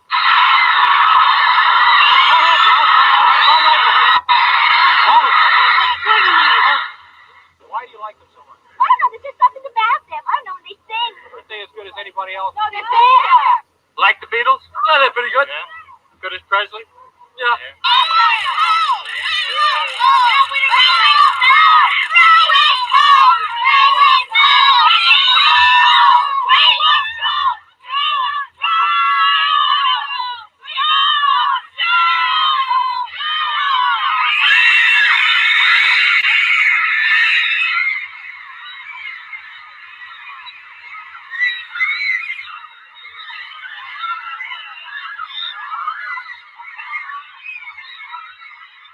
What's a woman's opinion of the Beatles? A young woman's opinion, that is.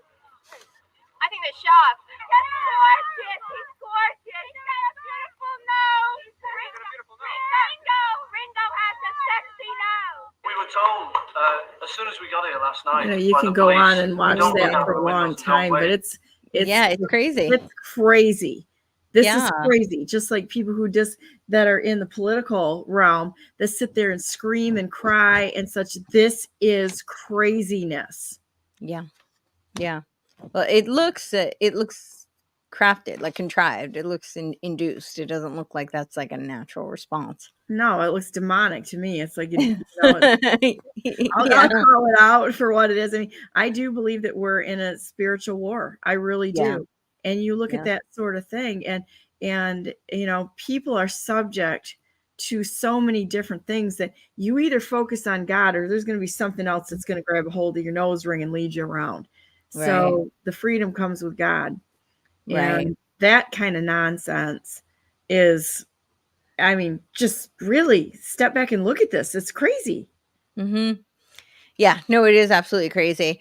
But I don't disagree with you at all. I think it's worth noting that there were very strategic studies that were done, and they were really trying to study human behavior and see how they could manipulate it. So I don't doubt that there's, they're focused on, demonic type of things, but They do like remote viewing.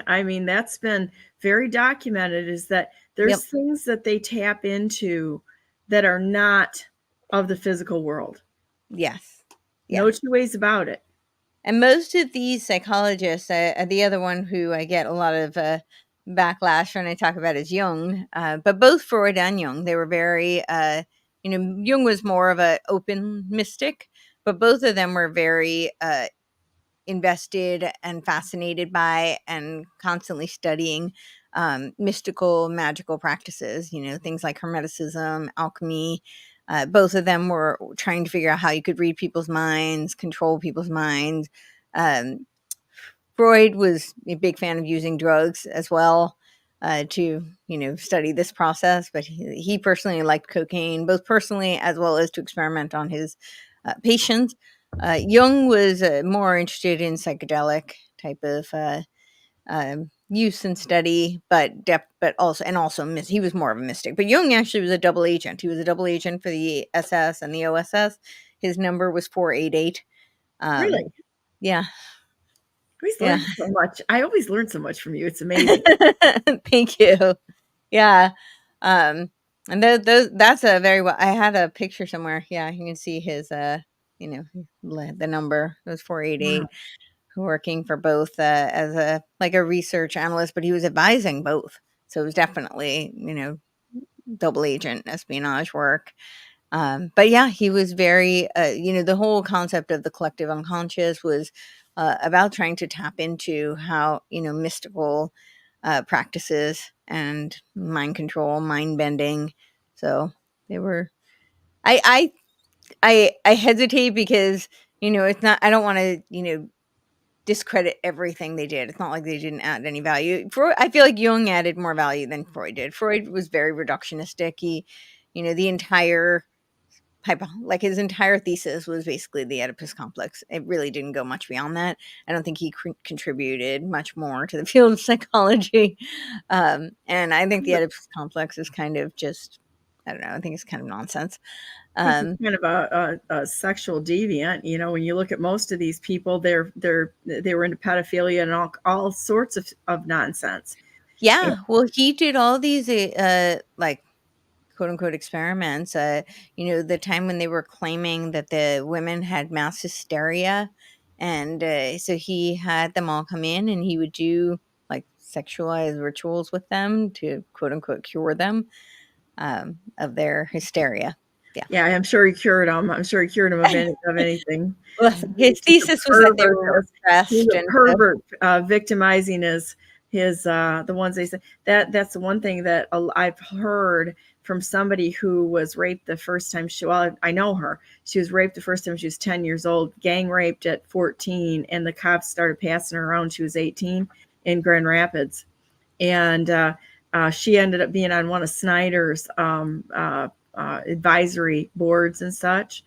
And when you look at that, she said any of these organizations that say that they're out there to help women, she said, I'm highly suspect, because that's where the victimizers will go.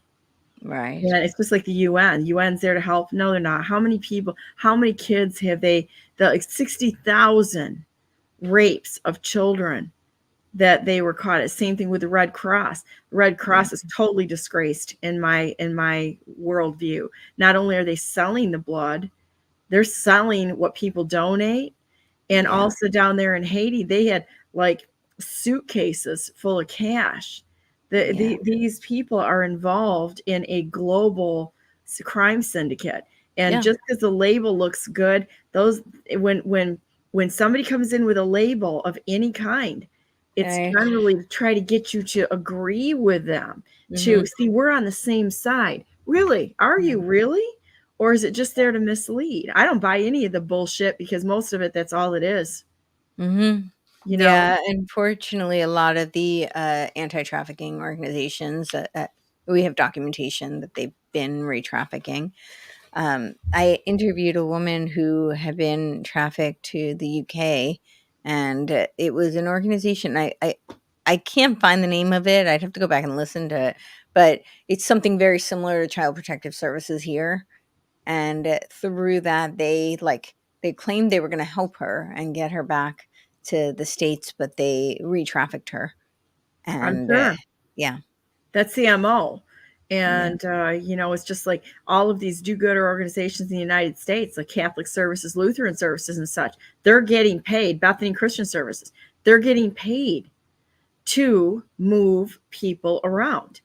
And there was an article on Bethany that there was 80 kids that went missing at the border. They all of a sudden show up in Michigan under Bethany's with no documentation, no nothing. Where these people, just because they say, oh, we're Christian. You know, it's like, I'm sorry. You can say it all you want, but you know, some of us aren't buying this anymore. There's too much money involved in it. And everything that we know that we believe in has been infiltrated. Everything. They're going to go to the things that we trust to rope, gag, and take us. Yeah, I know. Yeah. And they're doing a lot under Christian umbrellas right now because there's been so much degeneracy. And so there's a lot of backlash against, you know, the cultural degeneracy. So there's a lot of, you know, pendulum swinging towards a more social conservative Christian. And so a lot of organizations are kind of working under that umbrella, serving similar goals. Yeah. And I'm a Christian. I'm a very committed Christian. Yeah. And I know you're Jewish. You know, there's been a lot of crimes that have been done under the Jewish banner. There's been a lot of crimes that have been done under the Christian banner and the Muslim banner. And the problem is that we believe that because we hold our beliefs in God so close to our hearts. Right. You know, that unfortunately, that's real easy for Satan to walk right into those areas or his agents and attack those things that are the most precious to us. Yeah. And, you know, it's like, I get rid of the labels because that's how they're taking us. No, I agree. I totally agree. I don't have any problems with my Jewish friends. You know, it's just like the Chinese. I have no issues with the Chinese people. I got a big issue with the crime syndicate that claims the label because they will claim any label to divide and take that group of people hostage, and then they start screwing with their heads. We're different. It's us against them. We've been persecuted. We've been this. Look at how bad these other people are, and we need to huddle together. That's exactly what's happening, and it's under every mantra. Yep. You know. Yeah. Well, we won't get me started on it, but I'd love to get you started on it. I would love to. Well, they're just like because they're doing it through the quote unquote right now. I'm just seeing like the rampant anti-Semitism. I honestly think that regardless of what, you know, one's beliefs are on the origins of Q, I really do believe it was co-opted. And, you know, it promulgated a lot of psyops. And I think one of the intentions was to breed anti-Semitism, and particularly through the Christian community, the quote unquote truther community, the MAGA freedom community, because those were the people who were parroting these tropes that were old, like known intelligence operations. And now they've resurfaced and they're using it to basically tarnish an entire group of people. And they've got to create an enemy. That's the best way. Yep. And the problem is, it's like, I have no problems with the Jewish people. I have a big problem with those in the government or in the ruling class that are no different than the elites in Britain or the elites here. They have an organism, and their tentacles reach down into every single group on the planet. Yeah. And that's the problem. They want us divided so that they can control people. But every single group has been infiltrated. And the problem is that therein lies the problem.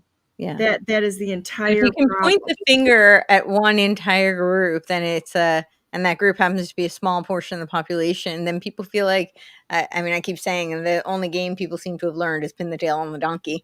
They suddenly feel like, you know, they found it. That's it. That's the root of all the problems. And now we just eradicate them. And look what's happening being white. You know, white privilege, white crime, white this, that, and everything. We're the actual people who could be considered white is 8% of the global population. Yeah. And people don't even realize that they're so uneducated. It's like they're the majority. Listen, people, there's 8% of the entire globe, which is actually it's declining. And it's like it's like, so how can you say that? No, and we have to be better at differentiating, because there's either evil or there's good. Right. There's evil or there's good. You've got to look at it and say, it's just like, I know a bunch of people that are Muslim. Mm-hmm. Okay. My doctor, and I asked him one time, I said, you're pretty spiritual oriented. I'm like, what's your religion? And he was like, well, trying to talk around the thing he didn't want to say, that we're Muslim. But he's like, we're Muslim, but we're not Muslim enough for my wife's family. They don't think that we're Muslim enough. And he really was apologetic. But, I'm like, well, it's like, I'm not going to demonize you as a person. But the people that have turned the religion into a military operation, which has happened in every single religious conflict there ever has been. Yeah. It has nothing to do with God. It's taking God's name in vain entirely. Yep. And becomes a very self-righteous effort. And I go back to Jesus. Jesus was the one that wouldn't have, if he emerged today in human form, he wouldn't be Christ-like enough for most Christians out there. They would be like, oh, you're not, you couldn't possibly be the Christ. You're not enough like Jesus. I'm sure they would do that. I mean, he sat with prostitutes. Somehow they're better, right? But they're better than that. Yeah. Yeah. It's sad, but it's true. It's very sad. Yeah. It's very sad. Yeah. So I don't know. The other thing I wanted to just run through, I thought was really fascinating. I know I brought this up before, but how the Rockefeller Foundation, it was under Tavistock, but they funded research into like different forms of mass media, and they created like a whole radio study. And I didn't know this though, but one of the first studies they did was on soap operas. So they wanted to, so they wanted to see. They said that they could learn like how, like, if they enjoyed it. That's kind of not really all that fascinating, but and they how any individual movement like would like whether or not they would be favorable, disfavorable, and this was a conduit for them to explore group research, which was really the foundation for Tavistock. I have a whole manual on their group dynamics. They created organizational psychology. So, and why that's so important is because this is where we get like the public-private partnerships and this control via corporation, because the corporations because Tavistock was studying all this group think essentially. They called it group dynamics, research into group dynamics. And there was, many of the Tavistock psychologists were invested in this. So Wilfred Bion, whose work led to the A.K. Rice Institute, which is like the Tavistock branch in the United States. But Kurt Lewin, he had the foundation for Rice University. It's not connected. Okay. Yeah, it's a Kenneth Rice organization, and institute is what it's called. And it's not connected. I looked into that. You would think it was, but it's not. They're totally. This is connected to American University, A.K. Rice. I know. Yeah, that's not Rice. Rice University is separate. But yeah, so of course they did like 3 different studies. They were looking into, let's see, the first project was soap operas, and they called them radio dramas. They also researched, of course, 1938, the Halloween broadcast was the War of the Worlds. That was the famous one. That was based on H.G. Wells' book. And they found that an estimate of 6 million people who heard this broadcast, 25% of them thought it was real. And what's really interesting about this study is that it was done by Cantrill, who was he was roommates in Dartmouth with Rockefeller. And so he was one. So he produced this. He did this. He conducted this study, and the Rockefeller wouldn't print it. He wouldn't publish it for, I think it was 3 years. And I think this is why, because of the results. I don't know why they don't. I haven't found. I've looked, but I have not found any anywhere that documents why he didn't publish it. They just say that he didn't, and you can see when he did the study, it was 1938, and they didn't publish it till I think it was 1940. Some people say it was 1937, so it's 2-3 years. But they right. So 25% thought it was real. Most people who panicked did not think it was an invasion from Mars that was occurring, but rather an invasion from the Germans. It was later determined that because of the radio broadcast from the Munich crisis earlier that year, the masses were prone to it. So I think what they were really studying is trauma-based mind control. It's like how do you prime somebody for a trauma and then how they're going to react later to future incidents. And then the third project was that of listening habits. Because of this, a new method was developed to survey an audience. This was dubbed as the Little Annie Project. The official name was the Stanton Lazar Field Program Analyzer. So, yeah. They went on to set up a television research fund, and then later that led to like the film liaisons through different intelligence apparatus. But So a film called Liaison? No, to the liaisons. Like the CIA has a film liaison. So through intelligence apparatus. It's a film liaison, and I'm like, what are you talking about? Oh yeah, no. It led to film liaisons. So all of this because they're studying, the film impact of liaison. media. Yeah. Okay, got it. Yeah. So, yeah. So that's I don't know, all the cultural impacts and how they study, the human responses, and then they later weaponize it. But I just think all of this type of research is what paved the way for creating assets, like Taylor Swift now. So, and people who are followers, there's they want obedient followers. That's what the entire education system is turned into. They test the failure. They are not teaching, in my opinion, they're not teaching critical thinking. No, well, they explicitly said they wanted to eradicate critical thinking. They said they wanted to create mindless, obedient soldiers. This was a 3-tier Prussian model that was created after the Battle of Jena in 1807. They lost the Battle of Jena during the Napoleonic Wars. They lost the battle. They lost the battle because the soldiers rebelled, and they decided they rebelled because they were critical thinkers. And so they created a 3-tier model of education. So the aristocrats were at the top of this model. But it was more favorable to them, but it was still breeding, in their terms, mindless, obedient soldiers. Obviously, that's the translation. But they exported this to the United States largely via Dewey, although I really trace it back to Wilhelm Wundt, who was known as the father of psychology. He himself had no formal training, education, but he was the father of the PhD program. The first PhD was William James, who was his disciple. And he's known as the American father of psychology. But Wilhelm Wundt was training people at the Leipzig University. And a lot of his students were people like Pavlov, who was Stanley G. Hall. Stanley G. Hall was a mentor to John Dewey. They co-authored the Humanist Manifesto. And I'm trying to think who else I can remember. All of them. Wilhelm Wundt was directly related to Casimir Kirchenrat. Yeah, it was Wilhelm Kirchenrat Wundt, who was he was known as he was a member of the Illuminati, and he was known as Raphael in the Illuminati.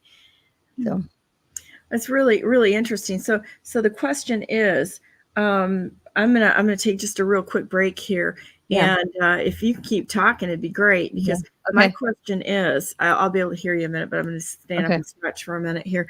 How do people make the break, and why is it that it works on some people and not on others? Because some people are more predisposed to just follow, and others, you tell them to do anything and they're just going to say screw you and go off and sit on a rock somewhere rather than buy into this.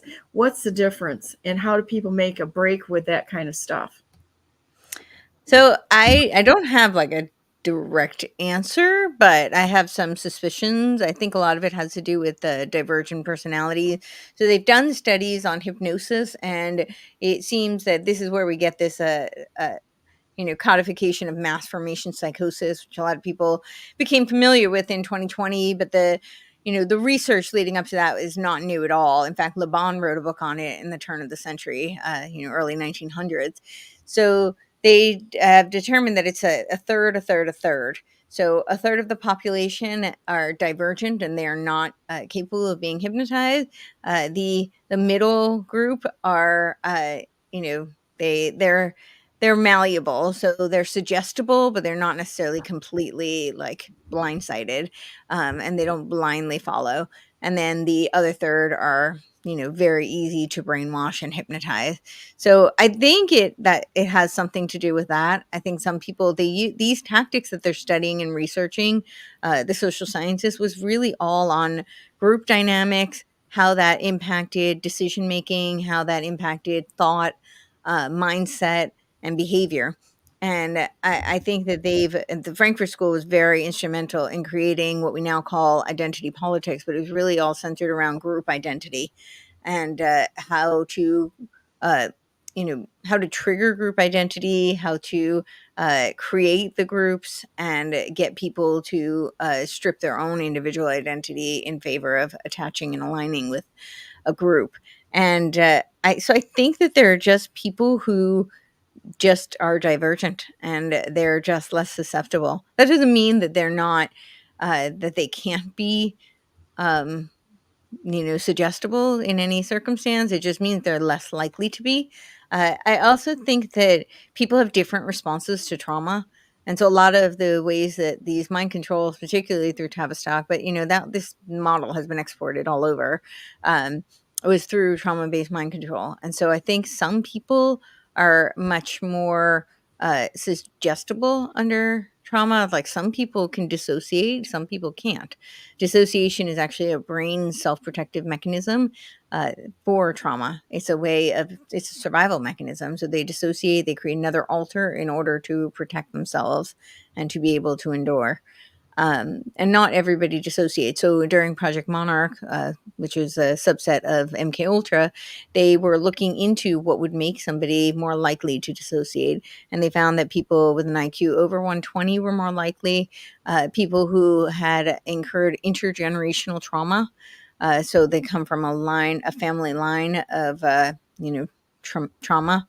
That gets carried on. People with in vitro trauma, so they would intentionally traumatize, not in vitro, in utero, so they would intentionally traumatize pregnant mothers to induce trauma in the unborn child. And then, of course, childhood trauma. And there were a couple of other things they were looking for, like people who are highly creative tended to be more likely to dissociate. So they knew how, and they were studying this. And I think that they craft these different trauma inducing events. I think they did all the study among individuals, and then they figure out how they can do mass scale trauma in order to then create trauma-based mind control on the masses. And they have like I think they call it like the clamp down method. So it's like you basically tie a noose around somebody's neck. This would be an analogy. And then you loosen it a bit and they think they're free and they're relieved and they think they can, go about like normal. And then you tighten it even tighter. And this is a really effective way of controlling most people. So this is we kind of saw this in 2020, right? They implemented all of these measures with the mask and the lockdowns. And then they say, okay, we're going to, let up on the lockdowns, but you're going to have to wear a mask everywhere. And then they give you the hope, but, if you take the vaccine, then you can go anywhere, you can do anything. And then they, clamp down again with whatever, because we saw some places locked down again. We saw some places with just, fear porn. I don't know if that answers your question, but I think it really boils down to how people respond to trauma and divergent personality. People who are divergent they're not rule followers. They're just less likely to, fall in line. Find other coping mechanisms. Yeah. So, yeah. I think that there's something to be said of going through huge trauma or hardship. it's like, oh, it's easy for people to feel real sorry for themselves. Right. But it can also be a great teacher if you reframe things and use it to help other people. It gives you a strength that you would never get. You would never get it otherwise. And, that goes back, we'll go back to God again, where all things work for good to those who love the Lord and are called according to his purposes. All things, even the things that we think are negative, can be, it's like in a garden. You got to have manure. You got to have crap to make the plants grow. And I love mean, that. it's the truth. It's like, if you always have things really, really easy, let's just use a plant analogy, being a farmer, plants. If a plant has it too easy, it's weak. If it has to struggle to put those roots down, and you can see it, this is a great way to talk about it, like in neighborhoods where there's all automatic sprinkling, okay, the underground sprinkling and such. And you watch with the people that, man, they've got the greenest, most luscious ground you could possibly see. And as soon as there's a drought, that grass withers up, turns yellow, and dies. The people who make those plants put their roots down a little deep by not watering quite so much, they've got deeper roots, and they can withstand some of the outside pressures. Sure. And so there's something to be said about that. I would rather have been somebody who was abused than to be an abuser. And I think that there's, but oftentimes abused become abusers. That's typical. They do that, but you can turn that around and decide that you will never be cycle. Or do what somebody did to you. You can actually take that and say, hey, I can talk about this. I know what that feels like. Right. And go out and make the world a better place, because you can empathize with people, you can talk to them, and you know what it looks like. So you don't get quite so quickly, so that's that all things work for good, that to those that love the Lord. But I always wondered, what is it that's a differentiating factor? I can't answer that. I really do you think the hypnotic responses are a clue? That it's a third of the population can't be hypnotized. So I think, I can't either. I was actually talked about it, and it was like, it was my first job out of college. I was a hypnotherapist, and I quit because I couldn't be hypnotized. And I helped a lot of people. It was mostly habit formation. So I would work with them on things like, stop smoking, like sleeping habits, nail biting, that kind of stuff. But it didn't work for me. So I felt like a fraud and I quit. But I think there's a lot of people who, I think that's a huge part of it, because that is what they, that's what their techniques are based on. They studied a lot of mentalism, hypnotic techniques, and then you trauma. got a question. I think what helps is to learn to ask questions and question everything. If somebody's saying something to you, why are they saying that? Right. What are the, human beings are really interesting, because most human beings are always looking for a trade. There's always a trade going on. There's very few people that are spiritual enough to do it just because it's the right thing, and doing the right thing is the payback enough. Most people, there's always a trade. Transactional. It's a transactional relationship on all levels. Well, when you get rid of that and you stop with the trade, and you do it just because the outcome is just you do it because it's just the right thing to do, and that's where all of the payback comes. You're serving God, you're serving the world, and your payback is literally just knowing that you did the right thing. Right. And I think sure. Yeah. I think a lot of that goes back to trauma response also, though, because a lot of people have been so traumatized, they behave in very like survival mode. It's a protective response. And so they're not connected intuitively. They're operating much more instinctively based on, survival, really, because they're so programmed that they're somehow going to be in danger. They're in threat. We see it with kids that come out of an orphanage. I have experience with that because I have one. And it's an orphan mentality. And when people, they're constantly looking to step on somebody else in order to have the recognition or to get something. And it's like they see everyone as an opportunity to to jump above, to better, to best. It's always that's in their mindset. Instead of, I think a person who's really adjusted looks at life as an observer. And there's nothing to get here. What are you fighting for here? And so, you can look at it as an observer in other people's craziness and go, well, got a little craziness going on here, but you don't take it personally, and you look at it more as a parent does. Well, let's see, how am I going to bring peace to the situation? And then I'm going to go back over here and do the dishes while y'all kids over here make, playing this around, because I'm not going to play in the craziness. So I'll just be over here for a little while. While you guys sit there and sucker punch each other. I'm not going to play the game. Yeah. Curiosity. I think, but I think not everybody is able to operate from that place.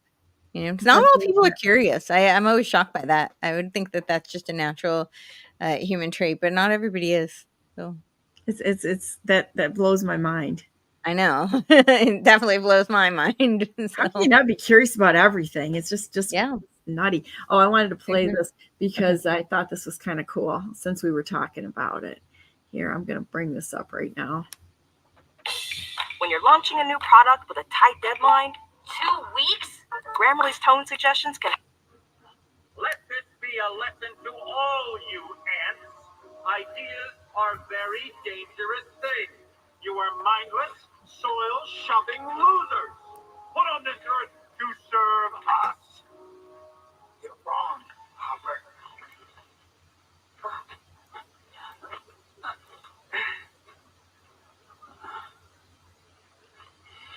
I love this scene. Are not meant to serve grasshoppers. I've seen these ants do great things. And year after year, they somehow manage to pick food for themselves and you. So who is the weaker species? Ants don't serve grasshoppers. It's you who need us.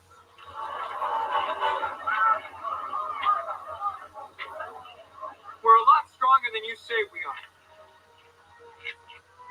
And you know it, don't you?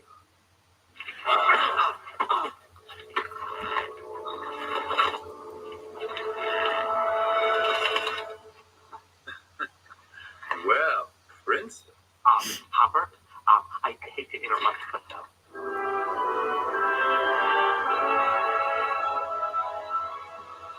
you ants stay back.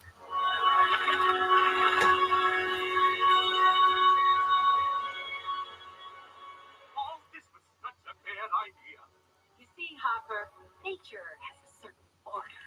The ants pick the food, the ants keep the food, and the grasshoppers leave.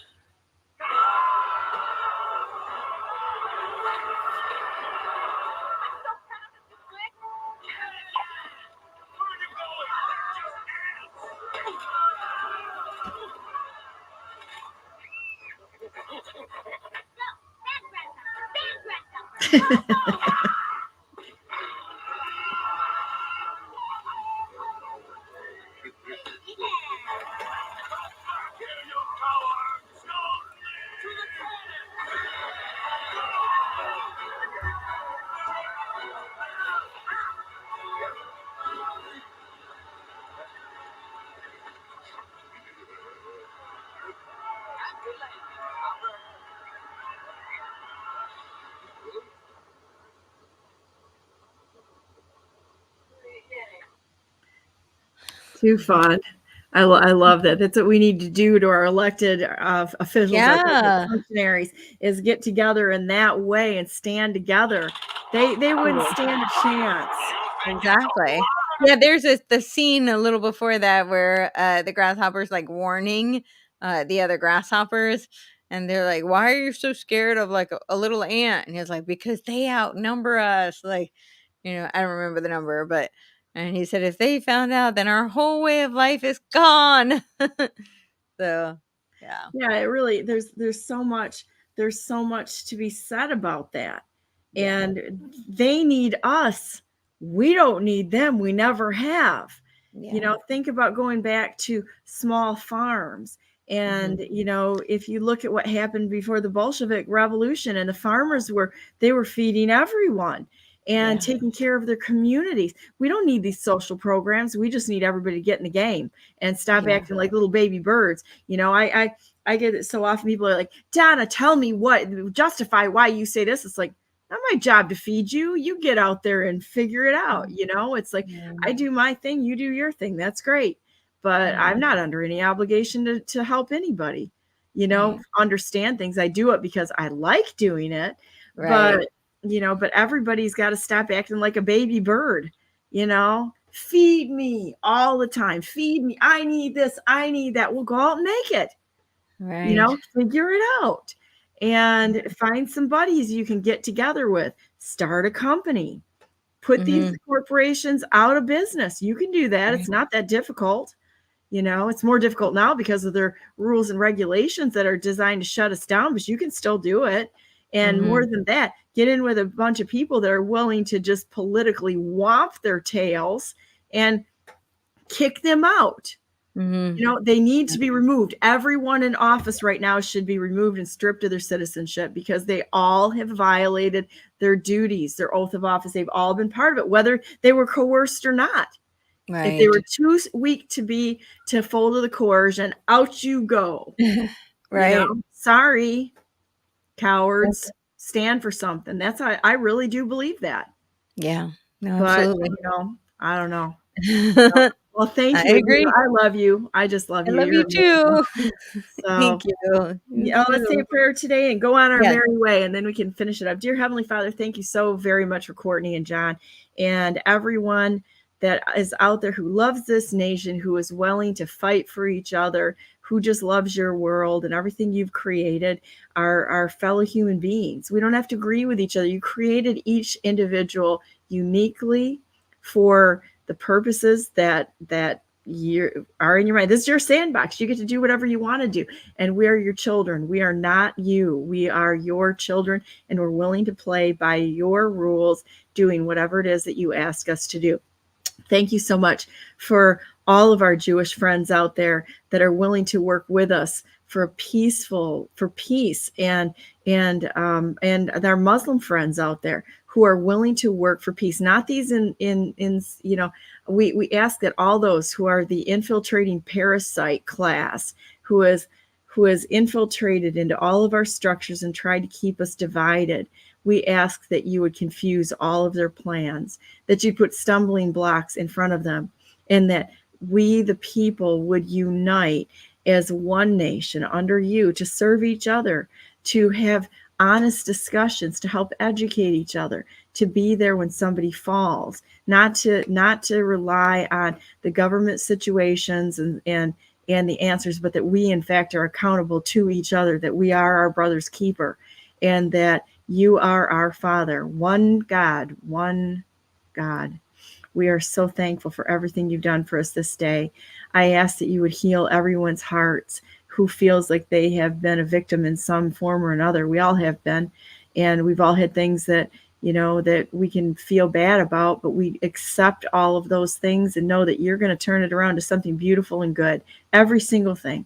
And thank you for the good in our life and the things that are challenging and that are not so much fun, because you're teaching us, you're moving us, you're growing us up, and it's all to your glory in all things. May they see you, may they see Jesus through us, and that we care, that we're here to be the answer, not the problem. The sickness in the world has to go to the doctor, and you're the doctor for all of this nonsense. And please help people's eyes to open up and to turn every heart to you. In the name of Jesus Christ, we pray. You're such a wonderful friend to us, and we want to be a friend to you. In Jesus' name we pray, amen. There you go. Amen. Thank you. See, is it wonderful? See, we can sit here and we can pray together, and Courtenay is Jewish and I am Christian, and we love each other. And I never understand why people. I mean, how there's nothing like more beautiful. Like why? I don't know why people get so offended. I think people just want to like be contrarian about everything. It's really ridiculous to me. But I see so much of it. Like, oh, that's offensive. Like, you can't pray to me, or like, I wrote a whole thing about Christmas, right? Like I think I told you about this. This was years ago, but I was at a Starbucks and I kept saying it was Christmas Day, literally Christmas Day, and so I said like Merry Christmas, and they refused to say it back. They just kept saying Happy Holidays, and I finally, like after I got my tea, I left. I went to the barista and I said, "So you're not allowed to say Merry Christmas? I mean, it's literally Christmas Day." And they said, "No, we're not allowed to." And I said, that's where you "Why?" just do it anyway and challenge the system, right? Yeah. And I said, "Why?" And they said, "Because people are offended." And it's the same thing. It's like, why would you be, if somebody wants to share like a prayer, it's the most intimate, beautiful thing. It's you're blessing somebody. Like, I don't know. It's a gift. It's baffling to me. It's a gift. Yeah, It's a exactly. gift, The most beautiful thing. Yeah. So I don't know why people are, and does this happen within different like sects of Christianity? Like, oh, you can't do your prayer, or you can't, I don't know. It's mind boggling, all of it. Well, it's like, watch how many people beat on the Catholics and, that are Protestant, and the Catholics are beating on the Protestants, and because you're not seeing enough Hail Marys or whatever. And it's like, and it's like the Protestants are beating on the Catholics. And it's like, it's like, I look at, you can't, only God can judge people's hearts. And we just see where he has them. They are not our project. We're supposed to be, as a Christian, we're supposed to be Christ to the world. And he came to give his life up. And what about like people who are, like in tribal communities in, third world countries who have never been exposed to the Bible? They don't know. Like, are they somehow like doomed? The Bible clearly addresses that. Yeah, I know. And it's people like, seem to have forgotten that. I don't know. Yeah, the Bible addresses that. And it's like this is God's project. And it's not, we're here to help. We're here to be Christ to a very, Christ is Savior. I mean, even Jewish people believe in the Messiah, right? They do. Yeah, and true. So that God is our Savior. I acknowledge Jesus as the Messiah and the fulfillment of that. But we know that God is our Savior. God is our Savior. Abraham, he was saved. Jesus, and he was saved by faith. And it's like that God would provide a Savior. And you look at when people are born in a certain way, they have traditions. They were born into the way that they think and they believe. And there's a lot of understanding that has to come from all sides for each other, because you know what, you're God's daughter, you're God's child. And and it's like he created you just perfectly the way you are, and he sees the end of your life. He has every minute of your life planned for you, and he will guide you through this. We are here to help each other. And I do believe that.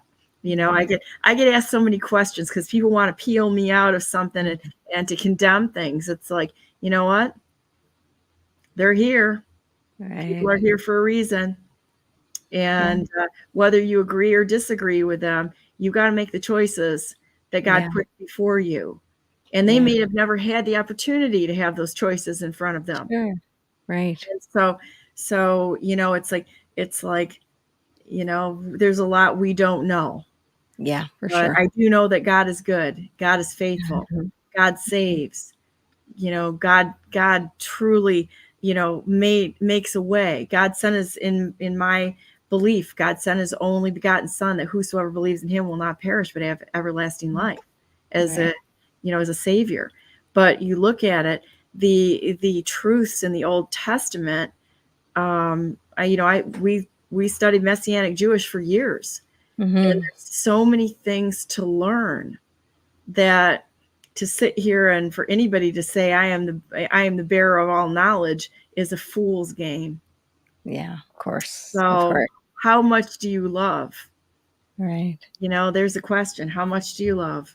And trying to get in it and figure this whole thing out. So how's that for an answer? Is that good? I like it. Thank you. Yeah. Okay. So anyhow, so everybody, here you go. Go to BrandenburgForGovernor.com. I am the best court conceiver who is ever not conceded. And with that said, God bless all I of can never you. do the heart. Yeah, you do it great. Oh, there we go. You're good.